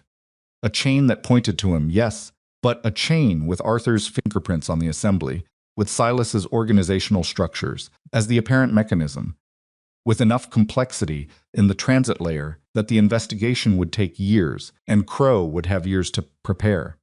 He'd been building toward discovery, just his version of it. What he hadn't built toward was this room, this morning, with a complete and independently verifiable chain in the hands of people who were calling Detective Miles Rourke directly, outside any departmental communication structure that Deputy Chief Harmon could monitor. She looked at Silas. He was already looking at her. "Call Rourke," she said. Silas gave her the number from memory. She dialed. It rang 4 times, which felt like more. Then a voice, rough-edged, recent sleep, still wearing off the edges of it. "Rourke." She talked for 4 minutes straight. No preamble, no apology for the hour, no softening of terms. She laid it out structurally, the way she laid out everything: entities, connections, evidence, witnesses, and at the end of it, "I also have information about a senior official in your department providing advance notification of investigative activity to Crow's operation. Deputy Chief Daniel Harmon." The silence on the other end of the line lasted long enough that she confirmed the call was still connected by checking the screen. Then Rourke said, "Where are you?" She gave him the Chelsea address. He said 20 minutes, which meant he was already moving before she'd finished the sentence, and hung up. She lowered the phone. Everyone in the room was looking at her. Even Vince, from the doorway of the inner room, was looking at her with the expression of a man who has seen a lot of things brought through his door at unusual hours and is quietly acknowledging that this one is different. 20 minutes, she said. Graham sat down. It was the first time he'd sat since they'd arrived, and the sitting had the quality of a conclusion, a man reaching the end of something and finally allowing himself the small mercy of not standing anymore. The 20 minutes passed in a specific quality of silence that Alara had experienced before, in high-stakes rooms, the silence of people who have said everything that needed saying and are now simply waiting for the next thing to arrive. Arthur drank his water. Silas remained at the window. She sat with her coat still on and looked at the printout in her hands and felt the particular strange flatness of a person who has been running at full capacity for an extended period and is now, slowly, becoming aware of the body again, the burn on her neck, the chalk residue still in her throat, the ache in her shoulders from the warehouse, and the chemical cloud and the running. Rourke arrived in 18 minutes. He was compact, mid-40s, with a face that had spent its career learning to read rooms quickly and spend no time on performance. He came with one other person, a woman in her 30s, who positioned herself near the door and introduced herself to no one. Task force, Alara thought, not department. Rourke was already routing around Harmon before he'd walked through the door. Rourke sat down across from Alara. Not across from Silas, not across from Graham. Across from her. He'd assessed the room in the first 15 seconds and made his determination about where the operational center of it was, and he'd sat down accordingly. Talk, he said. She talked. She went through it in structural order, the way she would present a financial case to a board, not chronologically, not dramatically, but architecturally. Here is the entity. Here is what it connects to. Here is the documented evidence of that connection. And here is how the connection was verified. And here is the witness who can speak to each component. 19 months of Caldwell Capital transactions, 14 shell companies. The money trail through Silas's legitimate holdings. Arthur's role stated accurately and completely, without mitigation or amplification. Graham's role the same. Crow's design as she understood it. The call she'd received from Crow 3 days ago. The warehouse, the drive. She stated her own role without apology and without excess. She had accessed files within her authorized scope. She had built a map from memory. She had entered a warehouse voluntarily, knowing the risk with a dead man trigger and a secondary phone, and the full awareness that the plan could break. She did not frame any of it as heroism. She stated it as sequence. When she finished, Rourke looked at the printout for a long time. Then at the drive, which Vince had sealed in an evidence bag at Alara's quiet request, while Rourkewitz was still in the building's elevator. Then he looked at Graham. "You're cooperating," Rourke said. "Yes. On the record, full cooperation. Against Crow specifically." "Yes." Graham's voice was flat. Not the flatness of resistance, the flatness of a man who has made a decision and is done negotiating with it. "I'll give you everything. All of it. The meetings, the documents, the instructions, the communication channels. Everything." Rourke looked at him for a 3 count. Reading him, Alara thought, the same way she'd read him, in the waiting room, looking for the performance, the calculation behind the stated position. Finding, apparently, the same absence she'd found. "My office will have paperwork for you within the hour," Rourke said. "Anyone from your firm, anyone connected to Crow's operation, or anyone inside the department until you've signed cooperation terms and have representation present." He paused. "You have a lawyer you trust?" "Not a firm connected to any of this." Graham thought. "My college roommate. Criminal defense. We haven't spoken in 3 years. Call him now. From a phone I give you." Rourke looked at the woman near the door. She produced a phone and held it out. Graham took it and moved to the far side of the room. Rourke turned to Arthur. "You," he said. "I want a lawyer before I say anything," Arthur said. "Smart. You'll get one." Rourke's tone was neither kind nor unkind, the professional evenness of someone who dealt with compromised witnesses regularly and had stopped having personal opinions about their choices. "What I need to know right now, before lawyers and paperwork, did Crow, to your knowledge, have any other active sources inside either Caldwell Capital or Blackthorn's organization?" Arthur hesitated. "Your lawyer isn't here," Rourke said. "You don't have to answer. But if there's an active source and someone gets hurt before we move on Crow's operation, that's a weight that belongs to whoever knew about it and didn't say." Arthur was quiet for 10 seconds. "There was one more," he said. "Inside Caldwell, a junior analyst named Park. I don't know how deep his involvement goes.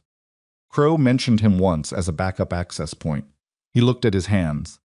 That's everything I know about it." Rourke made a note. Then he looked at Silas. They looked at each other. For a moment, the history of a prior investigation between them, the mutual wariness of two people who have been on opposite sides of a table before and are now, improbably, on the same side of a problem. "Your organization's exposure," Rourke said. "I have 6 months of documentation on the unauthorized access," Silas said. "My forensic accounting team identified the transit mechanism in month 7 of the operation. I began dismantling the connections and documenting the process. I can provide the full record. You should have contacted law enforcement when you identified it. Yes, Silas said. Not defensive. I should have. I was trying to limit the reputational damage to my legitimate holdings while I understood the full scope.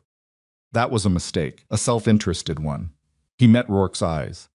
I'm not asking you to overlook it. Rourke held his gaze. The prior investigation into your organization. 3 years ago. I remember, you were clean then, technically. A pause. You're being more straightforward now than you were then. Been a long night, Silas said. Rourke made another note. Then he looked at Alara one more time. Your access to the Caldwell files. I need the complete record of what you accessed, when and why. Every search, every document, every timestamp. I can give you all of it, she said. Everything was within my authorized scope. I built the map from memory because I didn't copy anything to an external system, and I didn't want a digital trail that could be accessed by someone inside Caldwell before I understood how deep the access went. She paused. The junior analyst Park, I'll go through my own observations of his work over the past 2 months and give you anything that reads differently with this new information. Rourke nodded slowly. Harmon. The name sat in the room. Graham has the detailed communications, Alara said. I have second-hand information. Graham told me the name in the vehicle. The communications evidence is his. Rourke looked across the room at Graham, who had finished his call and was standing with the phone held loosely at his side and an expression that suggested his college roommate had agreed to come immediately. Harmon, Rourke said to Graham, and Graham told him. He told it clearly, completely, with the specific detail of a man who had been keeping records on his own insurance policy for 2 years. Dates of contact. Communication methods, a secondary phone registered to a shell entity, messages deleted from both ends but logged in Graham's private encrypted file because Graham was, at his core, a man who documented everything against the possibility that he'd need it later. Meeting locations. The general substance of what had been past investigation timelines. Subpoena schedules. The names of confidential informants in Crow's adjacent network that Harmon had provided over 18 months. Rourke's face did not change dramatically when he heard it. What Asara saw was the expression of a man receiving confirmation of something he'd half known and hadn't been able to prove, the particular grim relief of an answered question you'd been afraid to ask too loudly. How do you have all of this in your head? Rourke said to Graham. At 5:30 in the morning after a warehouse. Graham looked at him. I've been rehearsing it for 2 years, he said. In case I ever needed it. Rourke made a call, then 2 more. Short, direct, using individual names rather than dispatch codes, routing carefully around the department's central communication infrastructure. When he finished, he looked at the woman near the door and something passed between them in the wordless shorthand of people who had worked together long enough to have their own language. Crow, Rourke said to Silas. Sutton Place. You have eyes on the building. Since 4:15, Silas said. Nobody moves. Nobody approaches. My people handle it. He paused. If he shows movement, you'll be notified, Silas said. Immediately, Rourke looked at him. I'm going to hold you to that. I know you are. Rourke and the woman moved into the inner room with Vince. The door stayed open. She could see them working. The woman on a phone. Rourke looking at the drive documentation. The methodical assembly of a case that had been 4 years in the building and was now in this converted Chelsea office at 5:30 in the morning, starting to close. The room rearranged itself around their movement. Graham found a chair and sat in it with the posture of a man who had used up every resource and was running on the last of something he couldn't quite name. Arthur leaned his head back against the wall and closed his eyes. Not sleeping, she could see the tension in his jaw, the shallow breathing of cracked ribs and accumulated stress. Just resting his eyes against the brightness of the room. Silas crossed to where she was sitting. He sat down beside her. Not across beside, the particular choice of proximity that meant something different than face to face. He sat down and didn't say anything, which was exactly right, and she sat beside him and also didn't say anything. And the silence between them was the comfortable kind, the kind that didn't need to be filled. The cut above his eyebrow had been bleeding again in the vehicle. It had slowed but not stopped, and someone, Vince, she thought quietly, when she hadn't been paying attention, had pushed put a strip of closure tape across it that was doing most of the work. It made him look slightly incongruous, that small piece of medical tape on an otherwise composed face, and she was aware that she found it not endearing exactly, but human. The specific humanity of an injury that couldn't be completely managed away. Crow underestimated you, Silas said finally. He didn't know me. Graham told him about you. Graham told him the version of me he'd built, she said. 6 years of manufactured doubt. He described me to Crow as a lever. A useful one, but a lever. She paused. Crow called me based on that description. He expected to find someone manageable. What did he find? She looked at the window. The sky outside had shifted definitively from gray to something brighter, the first real light of the day starting to establish itself. Someone who reads financial documents the way other people read people, she said. And someone who'd spent 6 years learning that the worst thing that can happen when you stop being afraid is that you make a decision. Silas was quiet. I should have told you about Arthur earlier, he said. Yes, I had a doubt, week-old. I told myself it wasn't substantial enough. You told yourself it was protecting me, she said. You were protecting yourself from the possibility that if you told me, I'd step back from the whole thing. And you needed me in it. He didn't flinch this time. He received it. Yes, he said. That's the thing that almost got us both killed, she said. Not Crow's planning, not Arthur's betrayal, your withholding. I know. Don't do it again. No. She turned and looked at him directly. His eyes were level with hers, the same quality of attention he'd given her since the ballroom total, undivided, without the particular management she was used to from men who watched her. Not watching her to catalog. Watching her because she was worth watching. I need to know something, she said. Yes, at the gala. When you stepped in, you'd already identified me as a connection to Caldwell, to the investigation. Yes. Was stepping in, was any part of it strategic? Getting close to me. Getting access through me. He was quiet for long enough that she knew he was giving it the honesty it deserved, rather than the answer that was easiest. He had his hand on you, he said. You told him to let go, and he didn't. I moved before I thought about the investigation. He held her eyes. The investigation was there too. I'm not going to tell you I forgot about it. But it wasn't the reason I moved. She looked at him for a long moment. I believe that, she said. I know you do, he said. You wouldn't have said it if you didn't mean it. The arrest of Bennett Crow happened at 6:47 in the morning. Asara was still in Chelsea giving a statement to Rourke's task force officer when Silas received the notification from his man on Sutton Place. He didn't interrupt her statement. When she'd finished and was signing the documentation, he told her, quietly, his voice even, as though he were reporting a weather condition. They have him. She looked up from the paper she was signing. He answered his door, Silas said.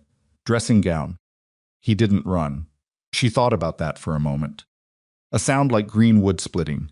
Crow, who had spent 4 years building a structure designed to put someone else in front of it when it fell, standing in his own doorway in a dressing gown while the structure fell on him instead. Harmon, she said, pulled in separately, an hour ago.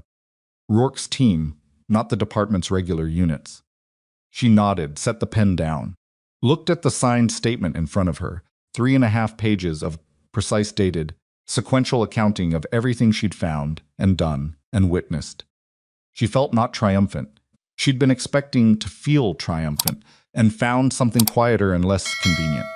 The particular emotional aftermath of a thing going right after a long time of everything going wrong, not elation, but a kind of release. Like a pressure she'd been living inside of so long she'd stopped recognizing it as pressure. The drive went with Rourke's team, the original. She'd kept a photographed record of the key documents, not a copy, just photographs she could reconstruct from if needed. Vince confirmed the chain was verified. The task force officer confirmed the evidence log. Graham signed his cooperation terms in the presence of his college roommate, who had arrived at 6:20 looking like a man who had driven fast from Brooklyn in his work clothes and did not regret it. Arthur was taken separately. Different vehicle, different destination, different set of processes. He looked at Alara once before they walked him out a look she received and didn't return immediately, just held for a moment, and then nodded, Once, which was neither forgiveness nor its absence. Just acknowledgement that he was a person, and she knew it and was not going to pretend otherwise. He looked away first. She called Harrison Caldwell at 7:15. She didn't wait for the news to reach him through other channels. Called him herself and told him clearly, completely, and without editorializing, what had happened, what she'd found, what she'd done with it, the junior analyst park, who would need to be addressed, the acquisitions that would need to be reviewed and likely restructured. Harrison was quiet for a long time when she finished. "Why didn't you come to me?" he said. Not an accusation. Genuine. "Because I needed to verify it before I could present it," she said. "And because I wasn't certain in the early days how far inside Caldwell the access went. Whether it stopped at the external advisory layer or whether it went deeper. And it stopped at the external layer. Yes, your organization is clean. The exposure was the acquisition advisory network, third-party consultants, who were being leveraged without your knowledge." She heard him breathe, the particular breath of a man who had been braced for something worse. "Park," she said. "Junior analyst. I'll put together everything I observed about his work over the past 2 months. There may be nothing. Crow mentioned him as a backup, and it may never have been activated. But you need to know." Yes, a pause. "Alara. Harrison. I should have trusted you sooner." She could have said it's all right, or don't worry about it, or any of the gracious deflections she'd spent years offering to people in positions above her. She said neither. "Yes," she said, "you should have." Another pause. Then, "Come in when you're ready. Not today when you're ready." She said she would. She hung up. She went home. She took a cab from Chelsea to her apartment and rode it with her eyes half closed. And the city moving past the windows, doing its morning thing, school buses, coffee carts, the early commuters with their earphones and their particular contained energy, performing the ritual of getting somewhere. Indifferent to all of it. Indifferent to her, which she found deeply, genuinely comforting. Her apartment was exactly as she'd left it. Kitchen table, the chair she'd been sitting in when Crow called her 3 days ago, the spot on the shelf where her paper map had been before she'd folded it and carried it and handed it to a task force officer who'd looked at it with the expression of someone watching a precise mind at work. She stood in the middle of her kitchen for a moment. Then she took off her coat, hung it on the hook by the door that she'd installed herself 6 weeks after moving in because the previous tenant hadn't bothered, and she'd decided she wanted one, and went to shower. She stood under the water for a long time, let the chemical residue go, let the night go, pressed careful fingers against the burn on her neck, and felt it protest, and then subsided to something manageable. When she got out, she made coffee, stood at her kitchen counter, and drank it while it was still almost too hot, looking at the print on her wall, the one she'd bought 6 months ago and never hung, that she'd finally put up 3 days before the warehouse. On an afternoon that in retrospect had felt like a door closing on one version of herself. She thought about Graham saying at the beginning. She'd turned that sentence over many times in the past few hours, in the vehicle and the waiting room and the taxi, and she'd arrived at a place with it that wasn't simple but felt honest. She believed him. Not because she needed to, not because believing him made the 6 years easier to live with. A sound like green wood splitting, but because the statement had the particular quality of something a person says when they're done with all the sophisticated versions and are left with only the one that's true. It didn't change what he'd done. It didn't soften it or excuse it, or make the 6 years something other than what they were. But it gave her a different relationship to the question she'd been carrying, was any of it real, and she was done carrying it. She filed it where complete things went, closed. She was tired in a way that wasn't fixed by showering or coffee, or the familiar comfort of her own apartment. It was the tired of years, accumulated, finally presenting itself, now that the immediate necessity of competent functioning had lifted.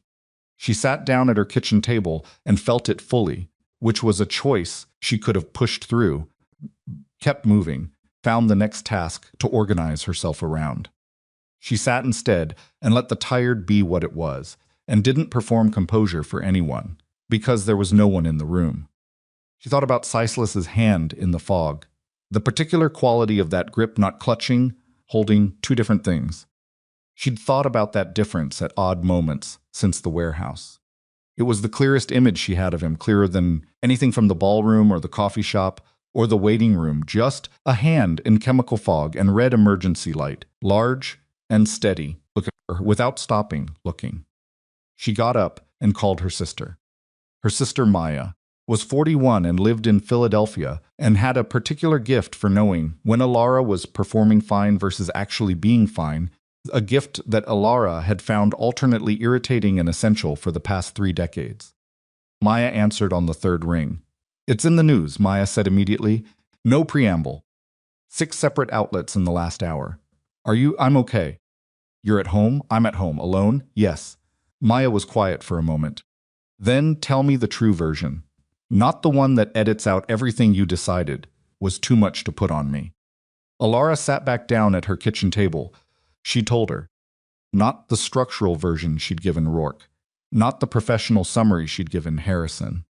The true version, the navy dress and the calculation she'd almost made, and taking Silas's arm and not knowing why, and the 4 days of building the map in her head, and Harrison's office, and Crow's call, and the decision to go into the warehouse, and the fog and the red light, and Arthur's face, and Graham's voice saying at the beginning in an alley at 5 in the morning, and the hand in the fog. Maya listened all the way through without interrupting, which was not her natural mode, but was what she offered when she understood that interrupting would break something. "The warehouse," Maya said when Alara finished. "Alara, you walked into a warehouse, I know, with a dead man trigger." "Yes, I know what I did. I'm not criticizing you." Maya's voice had the particular quality it got when she was working through something carefully. "I'm trying to understand if this is who you've always been, or if this is who you became." Alara thought about that for a moment. "I think I've always been her," she said. "I just spent 6 years being told I wasn't." Misa was quiet for a long time. Long enough that Alara heard her breathing adjust the particular sound of someone working hard not to cry, the specific effort of that, and the decision not to. They were alike in that way. The Whitcomb women did not cry easily, and never in the middle of something they were still inside of. "Come to Philadelphia," Maya said. "Not now when it's done. Come for a week. Sleep. Let me feed you things. When it's done," Alara said. "Promise." "I promise." She hung up and finished her coffee and went to bed at 8:47 in the morning and slept for 11 hours, which was the longest she'd slept in a single stretch in the past 4 years. She did not go to any of the proceedings. She gave her formal statement to the task force over the course of 2 sessions, both of which she entered, prepared with documentation, timestamps, and a precision of recollection that the lead investigator commented on, quietly, as he was walking her out of the second session. "I've done a lot of these," he said. "Most witnesses remember feelings. You remember sequences." She told him she worked in finance. He said that explained it. She decided not to tell him it didn't. It wasn't finance that had built that capacity. It was 6 years of having to track every conversation, precisely because the version of events she remembered was always at risk of being revised by someone else. Graham cooperated fully. The testimony he gave against Crow occupied 4 days of proceedings and was specific enough, documented enough, and internally consistent enough that Crow's legal team spent most of their energy trying to establish Graham's credibility as compromise rather than contesting the facts, which was itself telling. Graham's cooperation agreement reduced his charges significantly, but not to nothing. He would lose his license. He would serve time. He would not serve the amount he would have served without the cooperation, which was, in its way, the last transaction Graham Voss would ever structure. She didn't follow the specifics of his sentencing. She made her statement. She told the truth. She let the system do what systems do when they're actually working. Arthur's cooperation was narrower in scope, but sufficient for the purposes of the case against Crow. His charges were more complex, not because of the depth of his involvement, but because the question of coercion versus choice was genuinely murky in places, and the law, to its credit, took the murkiness seriously. She made her statement about him accurately and without editorializing in either direction. She described what he'd done and what she understood of the circumstances, and left the determination to people whose job it was to make determinations.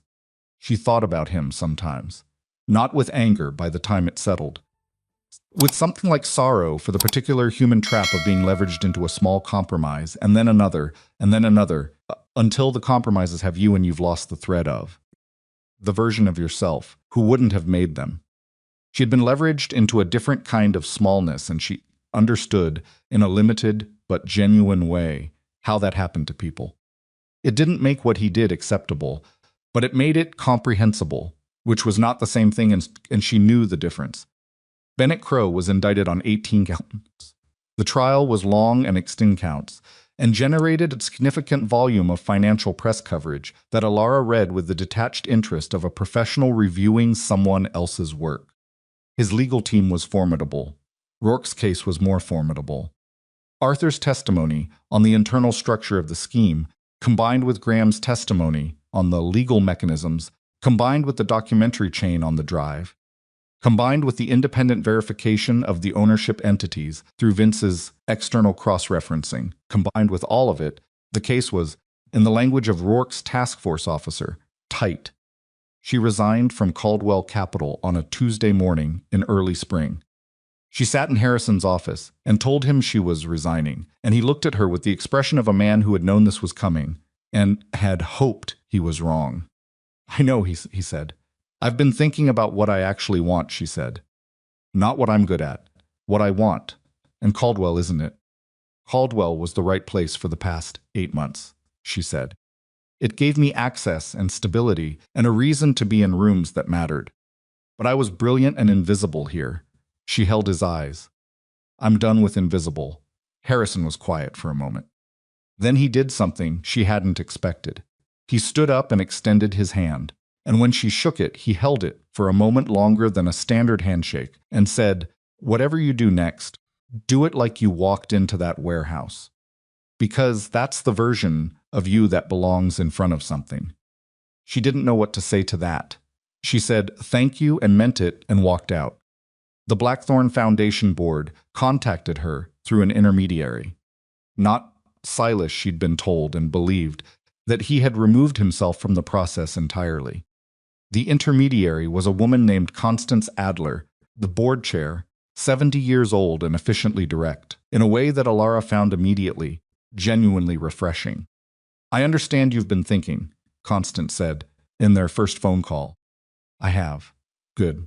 Thinking is appropriate before you agree to lead a significant institutional restructuring. What did you conclude?" "That I'm interested. That I have specific conditions about scope and authority. And that I want 3 hours with your full financial disclosure before I say yes to anything." Constance was quiet for a moment. Then, Tuesday 9 o'clock. "Bring your questions." She brought her questions. Constance brought the disclosure. They spent 3 hours going through it, and Alara asked the things she needed to ask and declined twice to soften positions that mattered to her, and told the board, clearly, that the restructuring as she saw it would require authority she wouldn't compromise on and resources she wouldn't negotiate down from. The board offered her the position on Thursday of the same week. She accepted it on Friday morning, sitting at her kitchen table with mostly cold coffee in the apartment that was hers, in the city that had watched her put herself back together piece by piece. She texted Silas. 2 words, I said yes. His response came 30 seconds later. 1 word, good. She put the phone down and looked at the print on her wall and felt, for the first time in a long time, the clean, simple alignment of a person who is in the right place, doing the right thing for the right reasons. The months that followed were not easy. Building something genuinely new out of an organization that had been running on inherited structures and legacy assumptions required the kind of methodical, detail-intensive work that Alara had always been built for and had always been underestimated for doing. She hired people she believed in and gave them authority she meant. She had difficult conversations she didn't avoid, and meetings she didn't soften, and one board presentation she had to give twice before it landed. Not because she'd done it wrong the first time, but because the first time the board hadn't been ready to hear what was right. She and Silas saw each other regularly, not in any performed way, not in the careful choreography of two people managing how they appeared to each other, just regularly. He came to the foundation's offices, sometimes, when she needed to look at something in the financial restructuring that touched his organization's transitional period. She went to his office sometimes when she had questions that required his specific knowledge of how the old structures had operated. They had dinner occasionally, on weekday evenings, in restaurants that were neither impressive nor attempting to be, and talked about the work and the city, and occasionally things that had nothing to do with either. She was doing her own accounting of it, the way she did everything, tracking the data points, building the picture. What she found was consistent. He was who he'd been in the ballroom and the coffee shop and the warehouse in the alley and the waiting room at 5 in the morning. He was not the same person in every context, because no real person was, but he was the same in the ways that mattered, the non-negotiable ones. He backed her. He told her the truth. He made his case when he disagreed, and then he backed her. She was making her own case for him, slowly inside herself, not rushing it, not performing it for anyone's benefit, just building the picture from evidence, the way she built every picture. The foundation's new headquarters opened on a morning in late spring. She stood outside on the sidewalk and watched people arrive. Board members she'd argued with and brought around. Program staff she'd hired in the first wave of restructuring. Community partners who'd been skeptical and had come around to something more like cautious investment. Journalists who were covering the story of what the foundation was becoming. Silas arrived at 8:50. She saw him cross the street, and she watched him cross it. And she thought about the ballroom, which had been 9 months ago, and felt like a different geological era. He stopped beside her. Beside, not in front, not behind. "How does it feel?" he said. "Ask me in 6 months," she said. "You keep saying that. I keep meaning it." She looked at the building. The new logo. The plants in the lobby she'd selected herself because she'd wanted the space to feel like something living. "Feels like mine." He nodded. He looked at the building and then at her, and the look was the same one he'd been giving her since the ballroom total, undivided, not managing her or cataloging her, just seeing her. She put her hand in her coat pocket, found what was there. It was green wood splitting. She'd bought it on a Tuesday afternoon in a small jewelry store, on a street she'd been walking past for months and had finally walked into for no reason she could have articulated except that she'd wanted to. She'd looked at everything in the case and pointed without deliberating. She took it out and looked at it for a moment. A ring. Plain, simple, a clean metal band. Nothing elaborate. Nothing that announced itself. She put it on her own finger. Silas looked at it, then at her face. "You're wearing a ring," he said. "I am. Whose is it?" She met his eyes. Mine, he understood. She could see that he understood all of it, not just the fact of the ring, but what the fact meant. That she had chosen it. That the choice belonged to her entirely, not to anything external or any version of herself, shaped by someone else's hands. She had bought it because she wanted it, put it on because she chose to. A sound like green wood splitting, and the choice had nothing to do with making a statement to the world, and everything to do with the quiet internal fact of knowing herself clearly enough to trust what she wanted. "I have a question," she said. "Yes, at the gala. When I took your arm," she looked at him. "Was that the first time you'd done that? Stepped into something like that?" He thought about it genuinely. "I've stepped into situations before. Operationally. Strategically." He paused. Someone's wrist like that, someone who'd asked to be let go and hadn't been. He met her eyes. "No, I hadn't done that before." "Why not?" "Because it's usually not my business," he said. "And because it usually costs something." "What did it cost you this time?" He looked at her steadily. "It cost me the kind of uncomplicated distance I was used to keeping from things that mattered." She was quiet for a moment. "You should have led with that," she said. "I know. Instead of the withholding. Yes, you're still learning." "Yes," he said, with a particular quality of honesty that had no defensiveness in it. "I am." She took his arm. Not because anyone was watching, and not because the situation called for it, and not because she needed steadying. She took it because she wanted to, and she trusted the want. And she had decided somewhere in the past 9 months that trusting what she wanted was the work, the daily, uncinematic, unglamorous work of a person who had been carefully taught to doubt herself and was choosing one decision at a time, not two. They walked through the door. Inside, the building was warm and full of the particular energy of something beginning.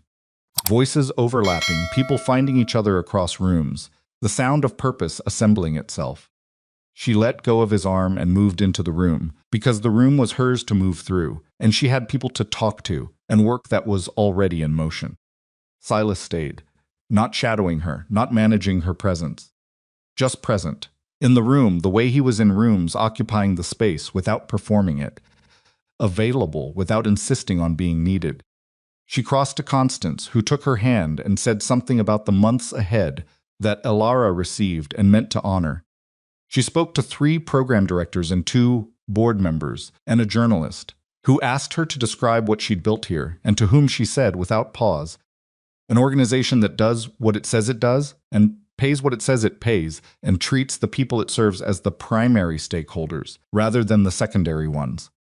The journalist wrote it down. She was not the woman in the ballroom calculating exits. She was not the woman who had learned to make herself invisible so that the people around her could stay comfortable with how much she knew. She was not even the woman who walked into a warehouse with a dead man trigger and more courage than plan, though that woman in her and would be in her, and she was glad of it. She was what came after, what the surviving built when the surviving was done. What was there all along, underneath the manufactured doubt and the learned smallness and the years of being told that the most real parts of her were the most inconvenient. She was exactly, stubbornly, unrepentantly herself. The morning light came through the windows of the building she had helped make into something, and the room moved around her full of people doing work that mattered. And outside the city continued its permanent indifferent roar. And Elara Whitcomb stood in the middle of all of it, with a plain ring on her own finger, and felt not the Hollywood version of arrived, not the uncomplicated joy of a story that had forgotten its costs, but the specific, hard one, quietly ferocious satisfaction of a person who has come through something real and is still standing on the other side of it. Present in her own life, which had always been the only thing she was trying to get back to, and she was back.